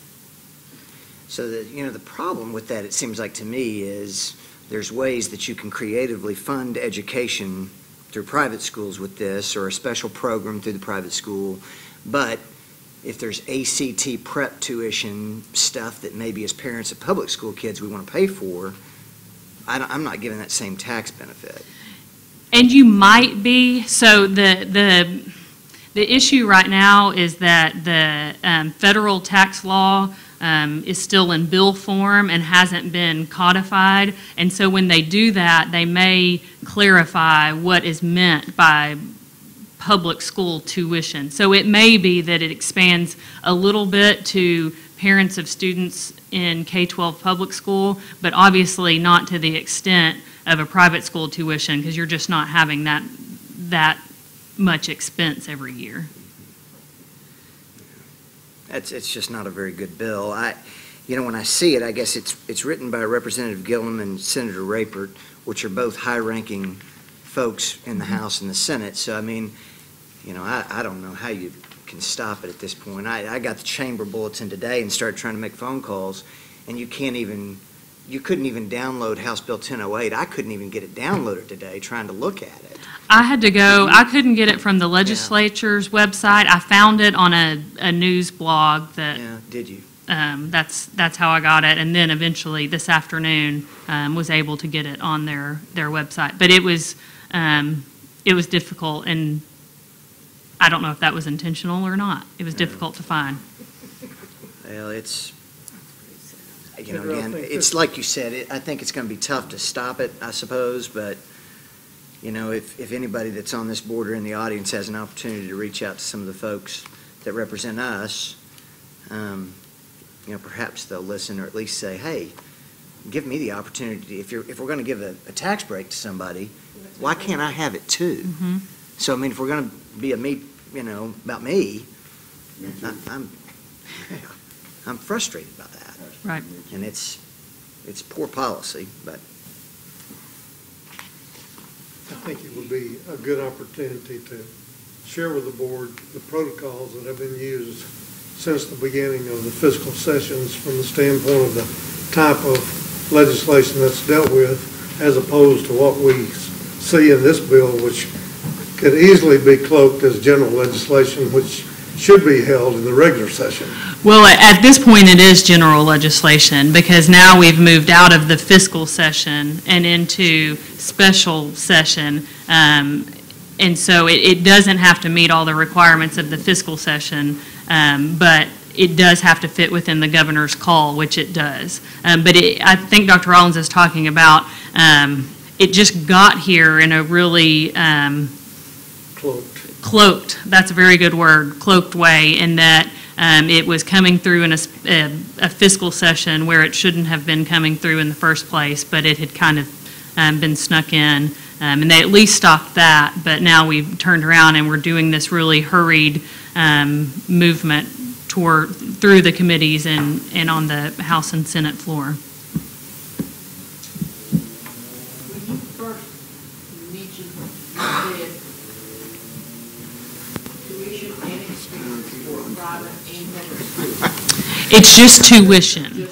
Yes, there is a separate provision that allows for higher education expenses to be paid. So that's where parents of college students, if they need a computer or if they need books, I don't read it that way, but that's part of when the federal government takes it from bill form and puts it into the actual tax code. They may clean it up. Some people think that it goes down to K-12 expenses, but I don't read it that way. Well, if that happens, can they not fund their lacrosse team that way if they want to use it for athletic expenses? I mean, really, if you want to take it to the nth degree. It's really, the code right now for higher ed expenses is very specific on what it can be used. I mean, they could write it that way. I don't think that it is or will be written that way. Okay. Are there any other questions about that bill? The other bill is a lot less controversial, but I wanted to include it just so you knew the two education bills that were proceeding through this special session. It's Senate Bill 3, and it's got an identical bill in House Bill 1004, and it just says that this would not affect Springdale, at least at this point, or the foreseeable future. If a school district is losing its 3% maximum under the School Choice Act, so right now every school district can only lose to another school district 3% of its average daily membership pursuant to school choice. So this bill just says once they hit that 3% cap, if there are siblings of students who made the cut, below the cut line, then those siblings get to go as well. It's an issue for some districts in the state. Some districts lose their 3% every single year. So this is just clarifying for them and for families that are applying for school choice how the law treats siblings. Are there any questions about that? That was Lowry's bill, right? Yes. Our good buddy, Mark Lowry. Okay, and the last item that I have is 3 transfers, out-of-district transfers. All of these students want to come into the district. 2 of them are from Huntsville, and 1 of them is coming from Van Buren. I believe they are all affiliated with School of Innovation, the Van Buren student virtually. Are there any questions? Otherwise, I'd ask that you approve these transfers. I'll make a motion to approve the transfers as submitted. Second. I have a motion from Mr. Hutchinson and a second by Mrs. McFetridge. All those in favor? Aye. Opposed? Thank you.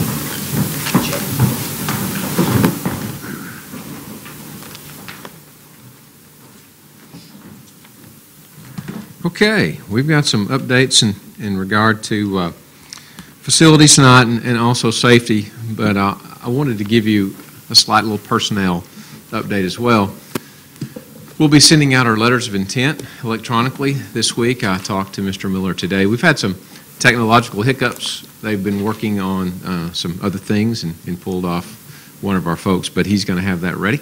And Paul tells me you're going to do that this week. So staff should have their letters of intent out at the end of the week, and after spring break, I'll be able to come to you and tell you who all we think is going to retire in April or leave us. So that's a personnel portion of it. I'd like to recognize a few people in our audience tonight. We have Mr. John English from Flint Co.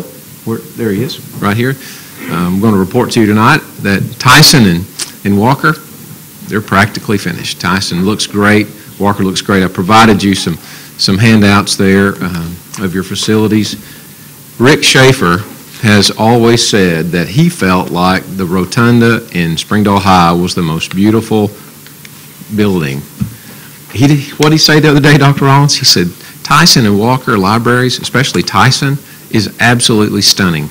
And, you know, for Rick, that's a big deal, because I think that Springdale High and HAR-BER and every one of the other facilities that we built are absolutely stunning in their own right. So a thank you to John and his team at Flintco and Brent Farmer. I think Brent's not here tonight, but they've done an excellent job in providing a really quality facility at a reasonable price. We built those things for $1.5 each, which is kind of a coup, isn't it, yes, Dr. Rollins? We saved about $500,000 on each one, so thank you for that. Do you have any questions regarding the updates on Walker and Tyson? We won't start moving into those until the summer, right? Until the summer, yeah, and that's really out of respect for the staff. Sure. You know, the staff would like to not have to rush in there, and we just don't have time to do it. And so we're going to have a really good, soft start. We'll do some things. Now, over the summer, the 2 libraries that we're going to vacate, we're turning those into usable space, educational space. It's not just going to be a storage or a free-for-all, but we're working in partnership with the administration there at both those 2 schools to make sure that we have a good plan.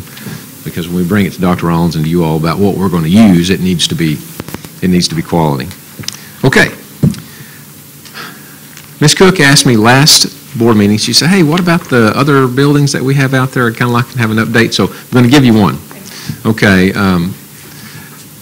HAR-BER Medical, I've mentioned that before. It's completely full. It's now Central Support Services. We have ELL, they're in, love it. We've gone through it. We also have our Coordinated School Health Program on the other side. They love it. They've gone through it. It's really, really nice. If you have a chance to stop and go through it, please do. We would welcome that, and the people that are now in those buildings will tour you around. In fact, they will keep you as long as you want to stay. They're so proud of their facility. And so thank you for the purchase of that facility. Thanks, Dr. Rollins, for having the foresight to do that and provide us a good place. In regard to Sonora Building, we've been working very diligently with Northwest Medical to try to partner with them for a school-based health center. Those conversations are still going. Dr. Rollins has asked me several times, where are we in it? Where are we in it? Well, today we had a little bit of a hiccup, haven't had an opportunity to tell him, but apparently Northwest Medical's having some administrative changes at the top. And so that's created a hiccup in our partnership with them. So right now, that partnership's on hold for now, unless we find another partner who's ready to go immediately. We're on pause. And I haven't had a no just yet, but I think no is likely, Dr. Rollins. That's okay. We've got great need for that building. Absolutely. We'll serve children in it. Absolutely. That's what we voted for. The other half of it has been pre-K all along, and so it may just be developed into a pre-K with an opportunity at a smaller school-based health center, maybe with another partner. But it's on our to-do list now. Okay, in the Washington building, how many of you know that HBO is in town? HBO, do you? Okay. HBO saw the Washington building. I don't know how. I attribute it to Trent Jones because Trent knows everyone in that field. And so they requested and been granted permission to film the outside of the building and do a couple of scenes on the inside. And they're paying us $1,500 to do that. And they provided another $200 if we'd open it up at 6 o'clock in the morning. And we did. So not that we're in the business to rent out our facility, but that is a classic place. And they really liked it. And so they've been doing that for the last couple of days. And I think they wrapped up today. But I will provide you some pictures of the interior. We've pulled out the carpet in the basement. You know, we've had flooding issues in the past. Those continue. It's not as bad as it's been because we've opened the drains, the floor drains. And so we're hoping that as we open those drains, that flooding will be abated. And we're also cleaning the interior walls on the basement floor. Upstairs, we've repaired the floor to make the floor usable.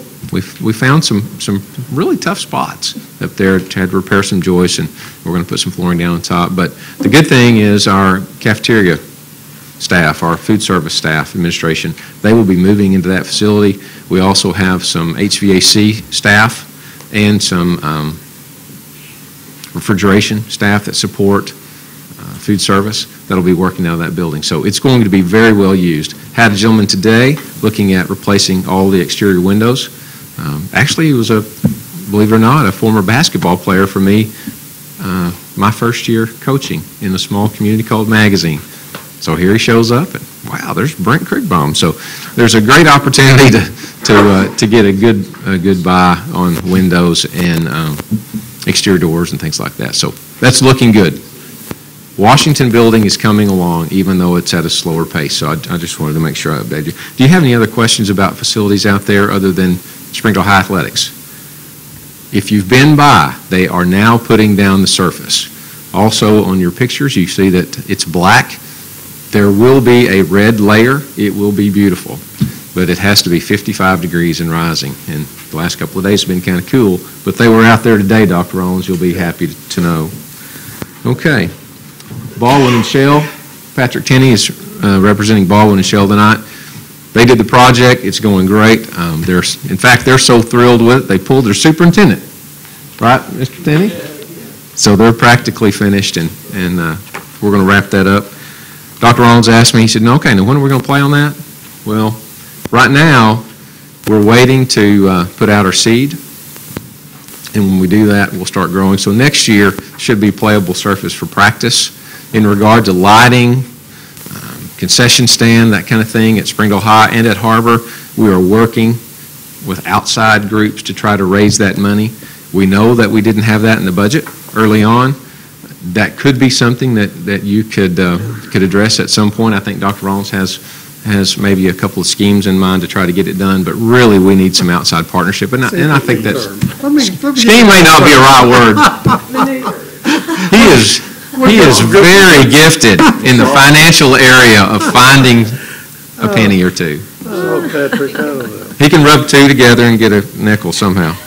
So we're going to work to do that, and we want it to be competition ready. We believe that the future for our baseball, softball needs to be on campus. We think that it's time. We've had great partners with the city, but right now I think safety and all, it's probably best to be able to do that. So we're working on that. It's a little bit slow, but we are working on it.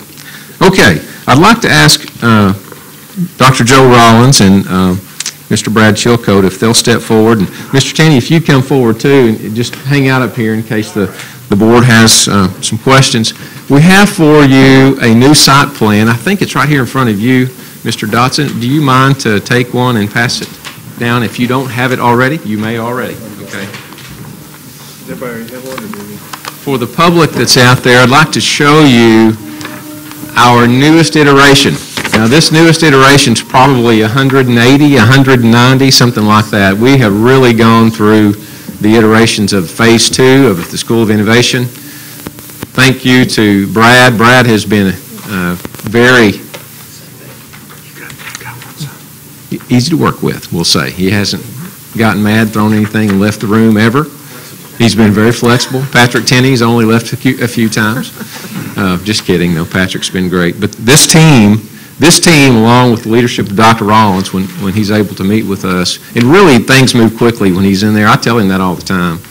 When he's with us, it makes a tremendous difference to know what's in his head when he's able to push it forward. So anyway, this particular view represents 170,000 or so square feet. Brad will be happy to talk you through it, and Patrick will be happy to talk to you about the dollar figures. Know this, there are two different dollar figures. Dr. Rollins has set a dollar figure at about $175 a square foot, which is reasonable when you think about how much that we paid for our Phase 1. With these additional spaces that are kind of a high dollar space, the Performing Arts Center / Event Center, that's high dollar per foot. So we are looking at, as he said earlier, even though we had a $35 million budget, if we are below 200,000 square feet, it stands to reason that we shouldn't spend $35 million. Does that make sense? Now, you'll have opportunities to look at finishes and things like that, that if you have that in the budget and you want to make those investments, that's okay, and it'll be certainly your call. So anyway, Brad, would you like to walk them through? Brad, there's a microphone. There are people listening. Sorry. That are watching our. I may need a stool to stand on. So, if you look at your planner, if you want to look back at the screen, the darker mass is the new addition, which is in the 170,000 square foot range. North is to your left, Highway 412. At the bottom, underneath John Tyson School of Innovation, is Hilton Road. So, the new addition, the main part, is a two-story academic wing. It'll have an independent and secure entry on the east. There'll be a new a large dining facility here that will be shared with the existing dining room. And there are several STEM-focused art and career spaces on both levels. They're centrally located in the building, so they're easy to access for all students. And there's large collaborative learning spaces, much like Phase 1. Not quite as large, but they'll give the sense of being a large space. But they're also broken up into small groups, so they need to do some small group instruction. To the right are the larger career spaces. We've worked really hard over the time we've been designing this to make sure we don't have a shop wing, where shop is way down there. So we've incorporated careers and the performing arts. They're sharing quad of the building. They share some collaborative learning areas, and we're actually going to use some of the construction shops with the performing arts, since we'll be using those two skills together. Again, there is a large performing arts center, a large multi-purpose PE space, and an independent entry. So we'll have a nice public entry on a cul-de-sac, a nice large parking lot on the south side. As you can see, we've added another drive, and we're putting in some parent stacking space so we can hopefully alleviate the stacking issues on the front of the school. We plan to keep buses coming in here and let students coming into the cafeteria on the north, and have parent drop-off coming through the performing arts or coming through maybe the PE space on the south. We'll have a large loading area to support the career areas, and we'll work to screen that from the front of the building. But this is a career building. It's what it's all about, and that's what I think students are excited about to be at. So we certainly don't want to hide it. We just want to maybe keep it clean and tell a good story about what the function of the program is. Brad, will you let Joe take us through that career space for just a moment and talk about the major focus areas within the career space if you're... on this diagram, we're just seeing an area designated for careers, but how will that space be? So this goes back to a lot of the community meetings that we had, trying to work with the chamber when we had our meeting, even with our Chamber for City Futures, with ongoing surveys with the Northwest Council about career needs for our area. We wanted to truly showcase what our area needs. So labs that we're talking about, major emphasis in areas from diesel technology, carpentry, electrical, plumbing, metal fabrication, touches on all different varieties of welding, large interest in animal plant science, ag business, and potentially even the opportunity for some food science, culinary arts kind of programs in this space. And whenever Brad talks about putting the learning on display, as you walk down these corridors, you're going to be looking at a look that's very similar to if you've ever toured Francis Tuttle Technology Center. The hallways are predominantly glass. You're looking into some of these labs so you can truly see students at work. You're watching students doing what they want to spend the rest of their lives pursuing. That's an art form, the way that we see it. So to share lobby space between athletics, performing arts, and showcasing what students are doing, there's learning in action from the time you enter the building. So we really want to make sure that we're showcasing students doing what they love.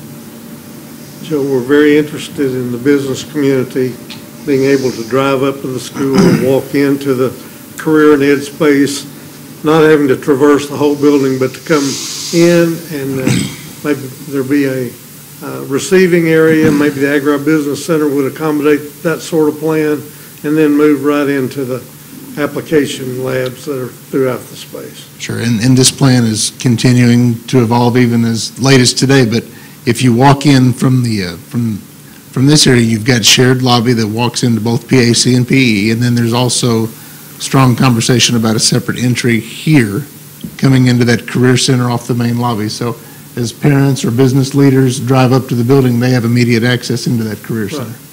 Brad, Jared and I were talking about this today, but as you see the protrusion for the career center, it'd be great to pick up that idea, that curvature of the lobby space off the Performing Arts Center and the academic piece, and make that feel like it's a piece of. Yeah, right there.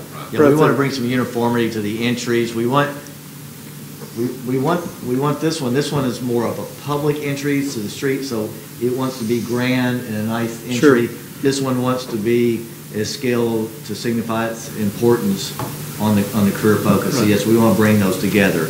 Our intent is to the front of the east entry to have some similarities to the west entry on Hilton Road, so that you start seeing where the front door, where the major front doors are for the day-to-day entries, and then where the special places are for people to go. Yeah. We'll obviously need some good site signage to get people around the site, much like HAR-BER has. But Joe, I'd love for you to pick up on the plan as we bring phase 2 on board. The idea of you maybe using at least a significant part of phase 1 to serve grades 6, 7, and 8, at least as the foundation. Now, there's going to be blending across the two phases without question in terms of the service model.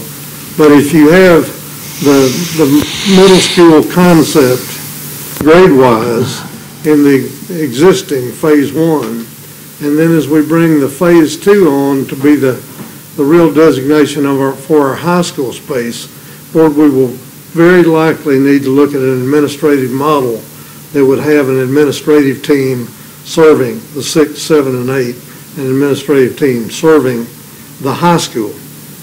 With the personalization model, 2,000 plus kids potentially in the school, that sort of plan really needs to be looked at. And so we're designing this. You already have the administrative counseling space, the seminar space for the early grades in phase 1. And Jared, as we talked today, we're making a high school version of that facing to the east. Y'all make sure the board's following that real well. Absolutely. When we talk about the uniqueness of this campus, we're talking about a middle school, junior high, high school, career and technology center, and junior college under one roof. That in itself is a mouthful to even try and think about. So when you talk about different needs of these different student groups, middle school, junior high students have a very different set of academic, socio needs than would our high school students. So the building is currently set up, the yellow phase is where we are today. Works very well for our middle school, junior high age students, early high school students. As students start to work into more and more advanced coursework, community college coursework, AP coursework, this second phase is going to start taking on a very high school to junior college feel, representative where our students are. That's a different administrative set, that's a different counselor set. As we start talking about college and career preparation, there is a college and career advising center in this division of the building that's set up to help students with everything from internships to college applications and scholarships. So as we start to grow and the uniqueness of this model grows, we're starting to see the growing need for administrative support for both levels. Does that make sense, board, or y'all kind of understanding the way the plan's coming forward? Good. Brad, go back and take charge. What would you like me to, any question? Yeah, lower the mic. Any questions on where we stand or about the building, any more Help us build questions? the understanding of 21st century learning, the innovative spaces in the building. Danny's first question is going to be, what's innovative about this school? And we need to be able to answer that emphatically. Will you start us down that road? The windmills? Well, yeah, I mean. We got some solar panels and a green box. We definitely want a portion We of don't this have those building yet. to be considered for solar power. We're looking at what's happening right across the street. We already have the opportunity for solar panels on campus, and we're looking at that piece in this building. So Not to do the whole thing, perhaps, but a segment of the building. Of course, definition of 21st century learning depends on who's writing their definition, who the administrator is. But in our discussions and what we're trying to reflect is we're engaging the students in various ways through collaborative learning, one-on-one projects, small group projects, and large group projects. Students will have a variety of spaces and spaces that are flexible and set up so they can be rearranged and repurposed for how that group needs to use them. We'll have a series of 2D design space. We're going to have a 2D design space, a maker space inside, a television production space, and a visual art space, along with some career spaces. So those are centered in the center of the building on each floor. Excuse me. We'll have several large flexible meeting spaces. And when we say meeting, not just flat floors like the large spaces in phase one, but we'll even have some areas where we could possibly have some pull-out bleachers. So during the day, it might be dining, or during the morning, it might be dining at lunch. But during the afternoon, they could pull out 4 rows of bleachers and have a presentation, have a robotics competition, something like that. Then we're going to have, we're going to take a new look at a seminar space in the center of the building where we're going to have steps, much like the glass towers in the corner, where groups can sit, lounge, study, presentations, and it will be a showpiece of technology as people walk in. They'll be hopefully have ability to have large display monitors, so graphics, presentations, and student projects can be shown. Then as we go down into the career spaces, these just aren't going to be shops. They're going to be high-tech shops. They'll have the machines, be tied into the computer software systems back to the maker spaces.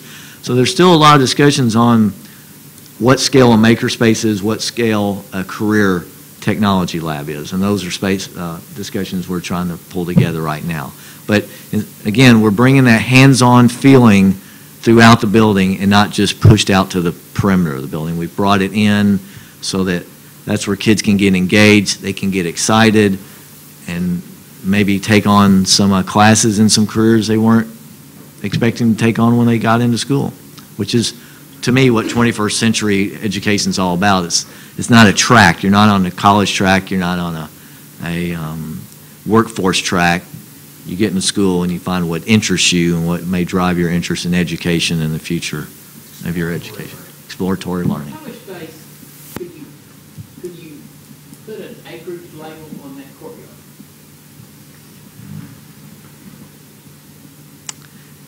Looking at the dimensions now, I hadn't thought of it in acres. I'm going to say 2. I know that a full-size soccer field will fit on it. So that's going to be their one of their intramural space. What's that?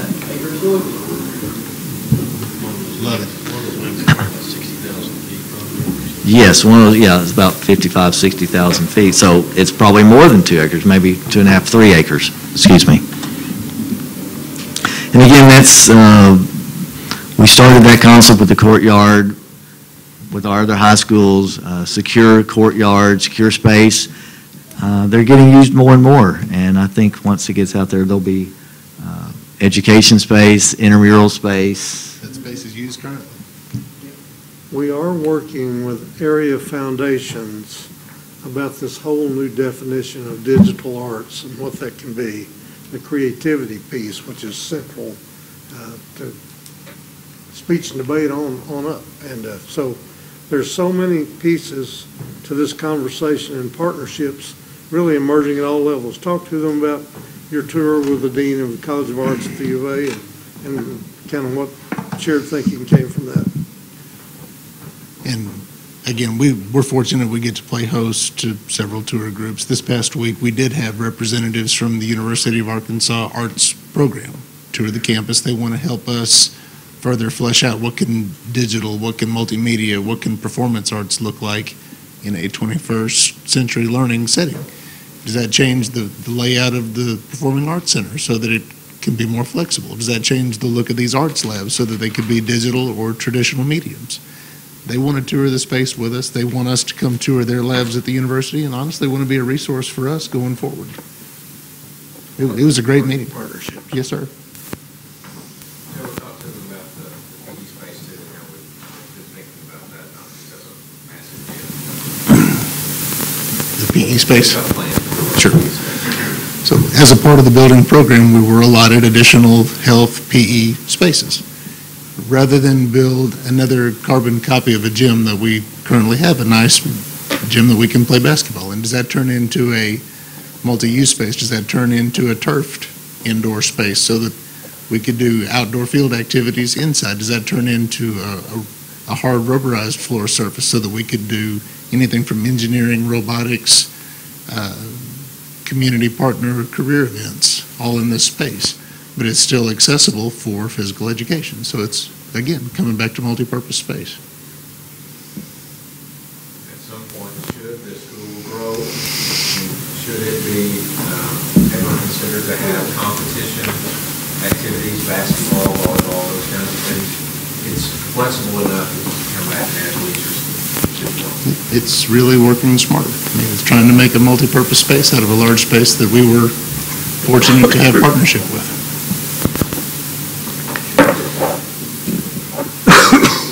My understanding is, and looking at Dr. Rollins' agenda for our work session that's coming up, by that time we will have had spring break over and he's doing nothing but working on design, is from what I understand. So we'll be able to I've just been goofing around for the last 2 days. Just fooling around. But that day will be a really good day for a deep dive. Don't you think, Dr. Rollins? I do. And Jared, this idea of kind of phasing the work, getting the dirt where we need it, talk about the dirt contract piece, that'll be a separate element, at least on the front end here, to help keep the project on. You know, we have our timelines that we need to be able to go through large scale with the city, and there's a wait time, and and so really it wasn't my idea at all. I have to give credit to Dr. Rollins and Patrick Tenney and Brad. The credit really goes forward like this. If we can do our dirt work, which we've already done quite a bit out there when we built the first phase, if we can have a dirt package and get that started on our original timeline, that buys us some time to be able to do our bidding for the facility itself outside of the dirt package. Instead of doing it all at once and having a go date, we can do the dirt package early. And the thing with these two gentlemen here is they've agreed to do that on a side contract, not an overall overarching contract. So we'll do that, and then we'll go forward, making sure that we get it in the budget. We've really been vigilant on making sure that we don't spend more district dollars on a facility, not just wasting them. We are going to be efficient with it. I mean, if anything, he's been dogmatic about the budget's 35. for 200,000. So if it's below 200,000, that budget's coming down, folks. And so there's no wavering, and that makes sense. And it gives you the ability at the end to have still some money if you want to make some special investments in the facility, if you want to. And resources are going to be scarce. They're scarce today. They're going to be scarce in the future. We have other buildings, and Brad is already beginning to work on planning for the new elementary, which we know is going to, I believe, will open in 21, at least at this point in time. So we've got to use every penny that we have appropriately, and that's what we're trying to do. Right. So. And partnership funding looks different. I mean, it's going to look different. We've had numerous conversations with Dr. Stein. I mean, Dr. Stein, as you know, wrote the rules originally, but he's out now. He's our consultant. There are new people there. Brad, thank goodness, is at the table in trying to work some of these new nuances of the new rules and the new regime, but so is Dr. Stein. Very often, when there's a difficult decision to be made, the people in the room, the decision makers that are there now say, "What do you think, Dr. Stein?" And so he's able to walk them through that. That is really invaluable for us. But the idea that the state would penalize districts moving forward, let's say in this facility or another, and we know we need some more square footage above what the program of requirements would allow, to constantly stack that overage to at some point to where the district, even though you have great need to build a new facility because you're growing, because you've overbuilt some of these schools because of the current need, and stack it up against you where you get down to zero state participation, is unconscionable. How it's been is, let's say we have project A and we overbuild by 10,000 square feet. The next project, that 10,000 square feet is you're punished for that. But after that, you start again. In the future, it's going to be you're punished for this 10,000 feet. The next project, you're punished for that 10,000 square feet plus any other that you overbuild. So it's a constant building of punishment. So, and it's to reduce the state exposure. Kendra and I have had great conversation about the perspective. And it's not a hammering the state on this deal. It's just the way it's set up to reduce the financial exposure in facilities. So. New rules of the game. New rules of the game. And so we just need to know what we're getting into ahead of it. So, any further questions about School of Innovation? I really do want to thank all of you. You've just been troopers. Brad, we just wear you out, but you're hanging in there, so stay right with it, bud. Still standing. All right. Well, thank you, gentlemen. I appreciate you. I'd like to introduce you to Dr. Robert Ferguson. Dr. Ferguson, he's our PE coordinator, but he also is very instrumental in coordinating safety. Yes, we're going to pass out to you, and I know time is of an essence to you, but safety is something that I know that it's been on your heart, been on your mind, and we want you to feel comfortable with what the district has done in the past and is continuing to do to try to improve student safety. You'll see a green and a blue flip chart. One is for administrative review during any kind of a crisis, and the other is what would be in a teacher's classroom. So if something were to happen in a building, a teacher would have a quick review, of these flip charts. Prior to our meeting, I sent all of you a digital copy of our overall safety handbook. Now, it's 74 pages, and I realize that's a lot, but that's the long version. The flip charts are the short version of what's in that overall handbook.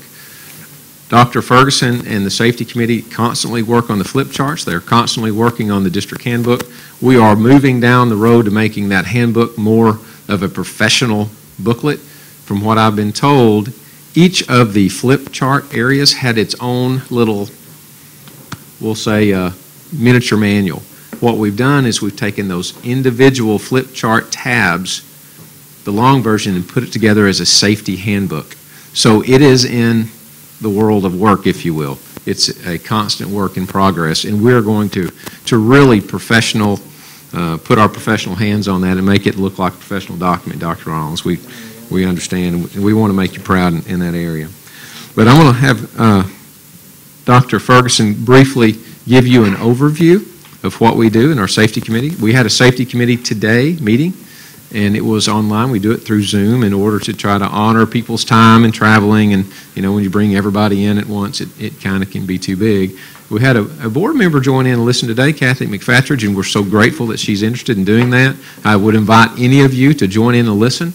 I think it was pretty enlightening. She may have some great questions that we probably can't answer tonight, but we'll do our very best to. She's very, very intelligent, and I think she's going to stump you tonight and not me.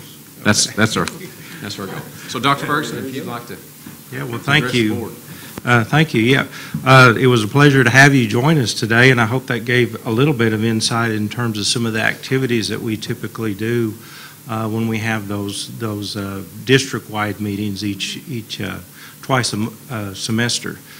So we have those meetings. Then as a district, then our committee is made up of some of the district-wide individuals, staff, but also an assistant principal from each building is a member of that committee.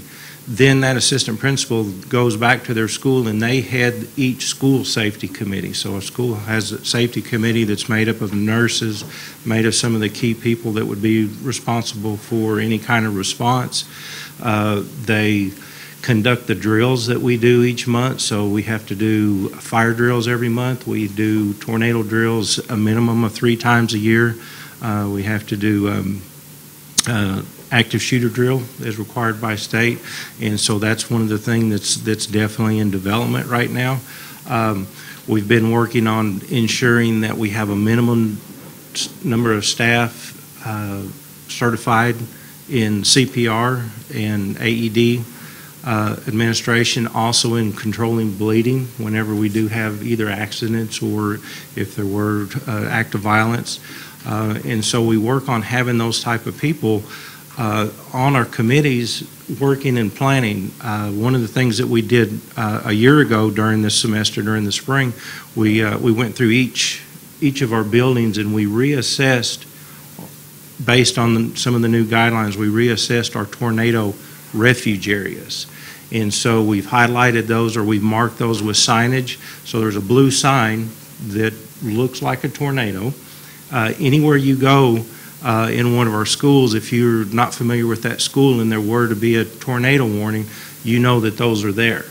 You know that that's one of the rooms that's been chosen as likely to be safe. So we know that, you know, F1s, F2s, and 3s, those are going to be the places that we want to be.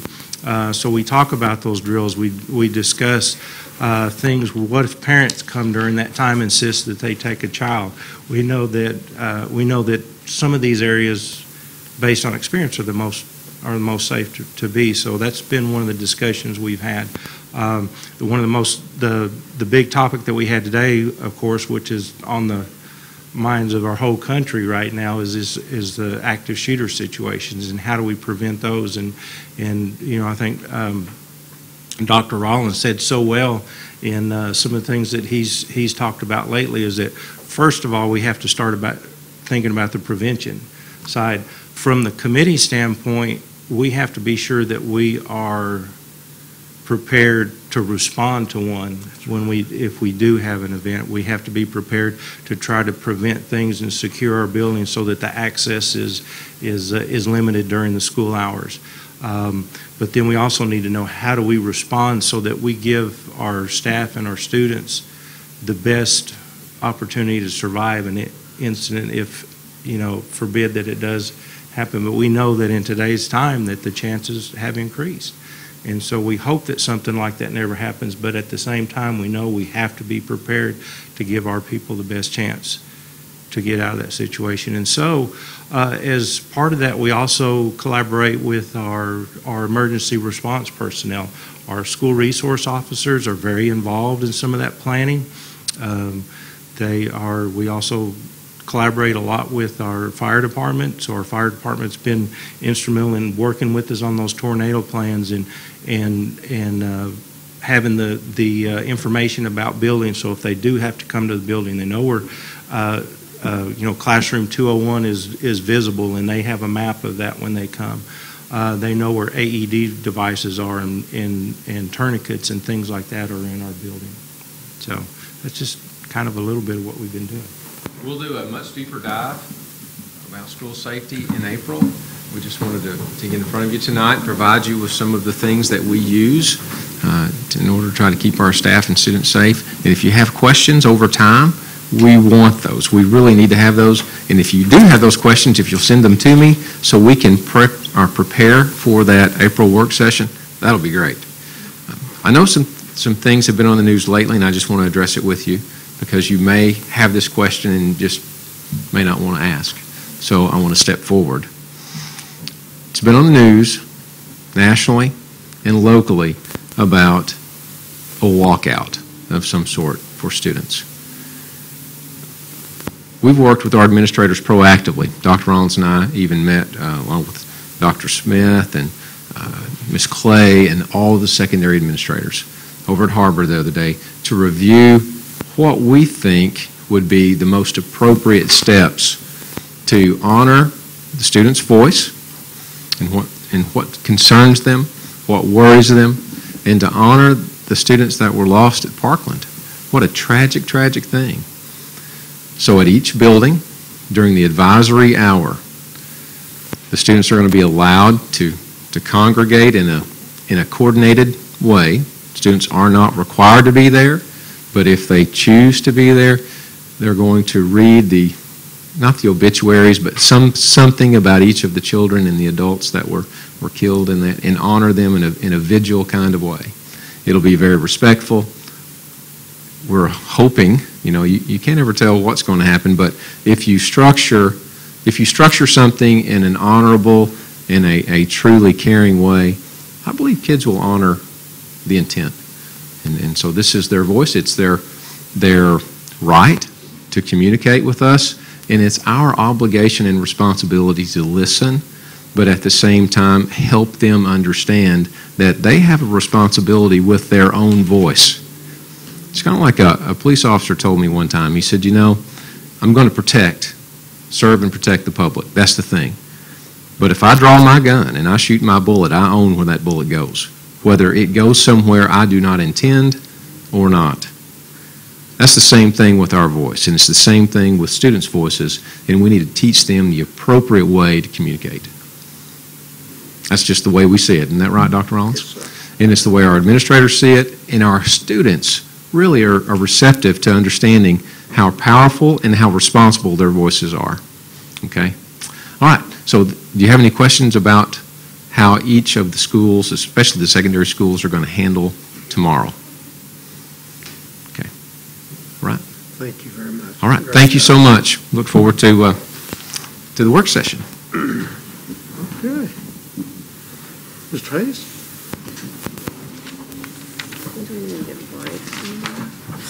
Good evening, Board. I just have, and Dr. Rollins, I just have 2 items for you this evening. The first one is the building projects financial update. As you can see, around 90% complete on all 3 of these projects.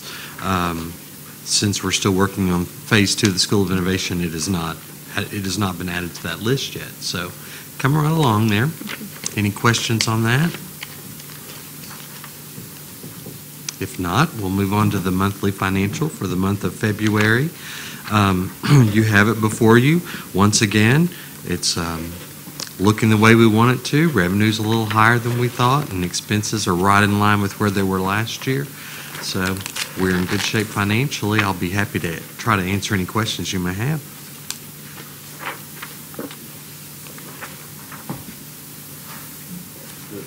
I've got a book that's got some notes in it. Has everybody else got it? I've got a book that's got some notes in it. That's fine. You'll spot. So I gave you mine. 4.0, right? 4.0 million in SLA funds. It's actually more. It looks more like 14 to 15 or 16. I don't know what his notes Let me take a look. Maybe that's me hoping. That could be me hoping. Let me get where I was.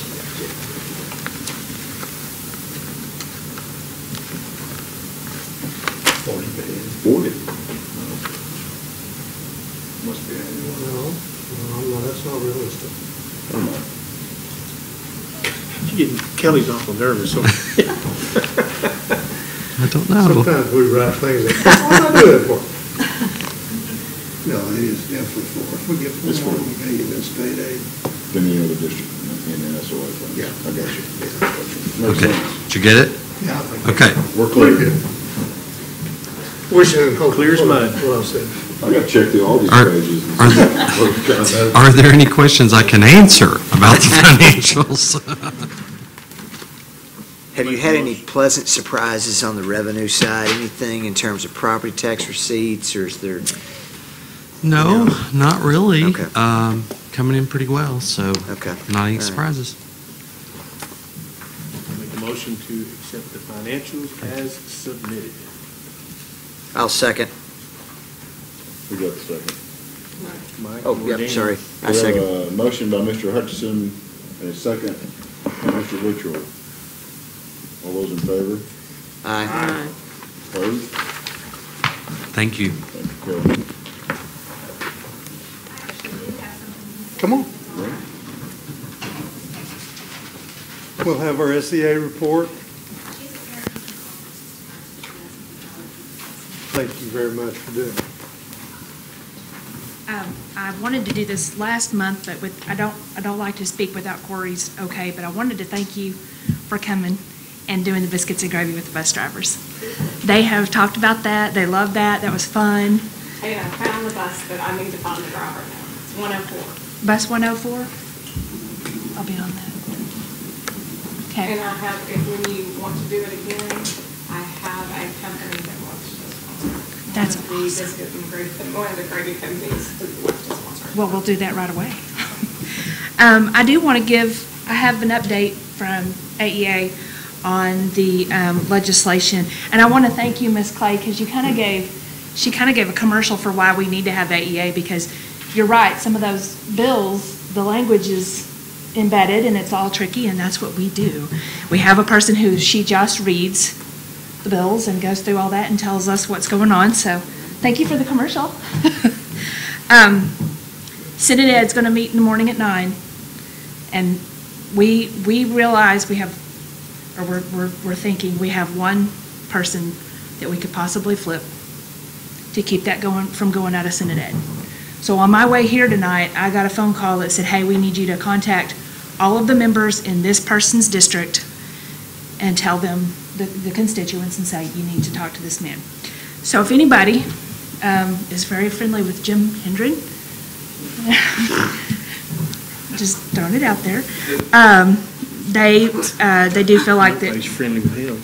Because the governor did write a letter in caution of passing this because of the deficit that it would cause. So he did write a letter to them and say that he urges to use caution. He suggested a pilot program, but I think we've seen in the past that a lot of pilot programs turn into forever programs.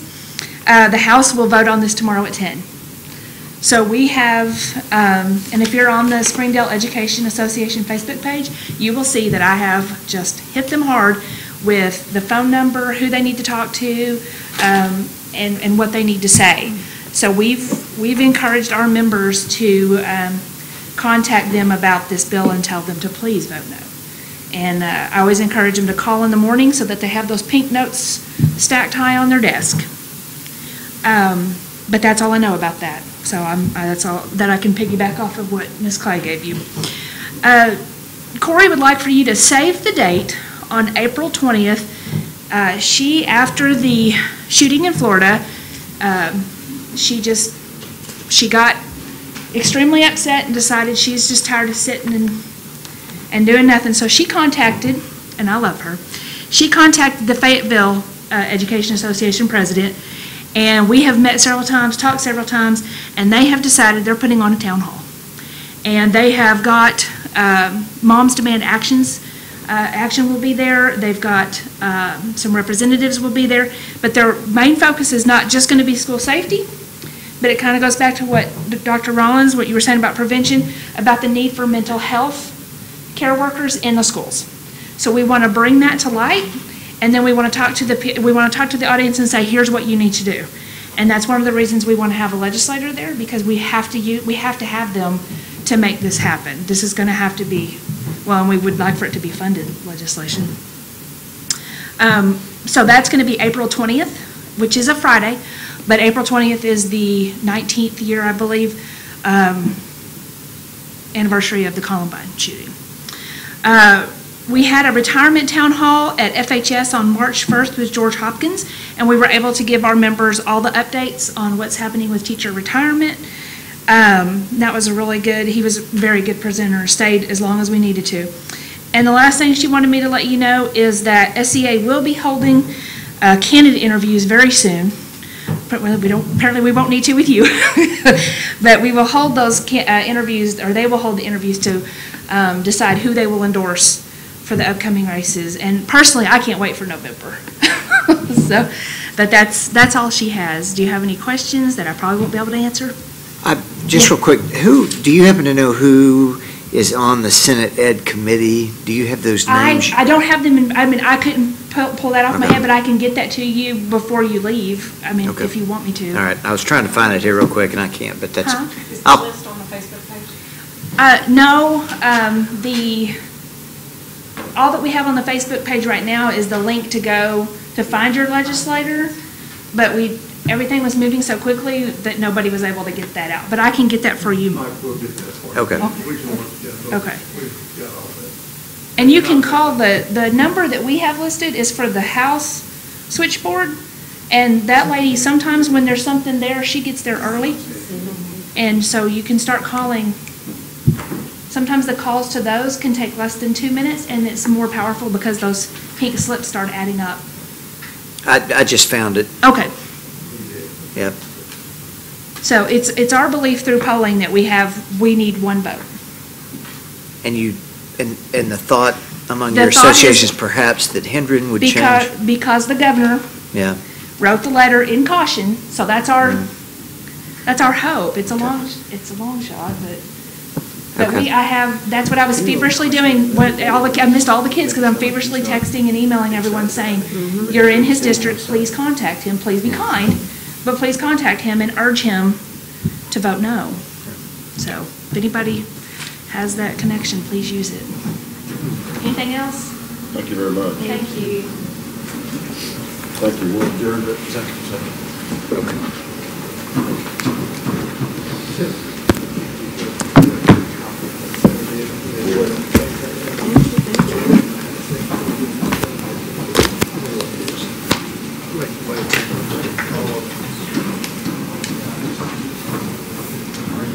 See you, Jan.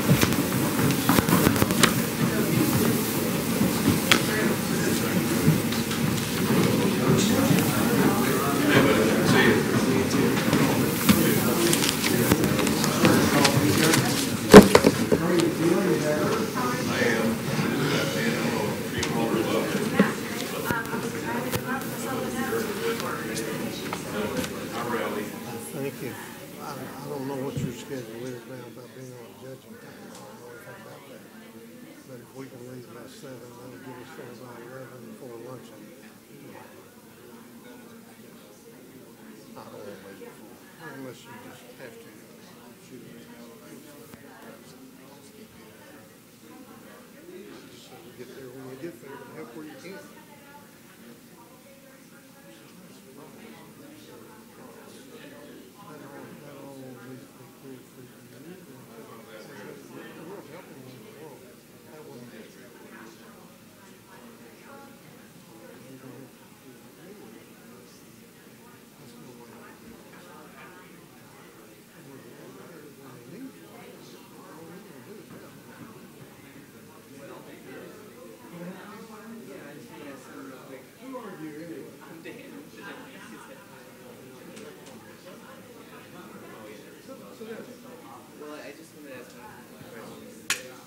Thanks, Joe. Goodness gracious, how'd that get over there?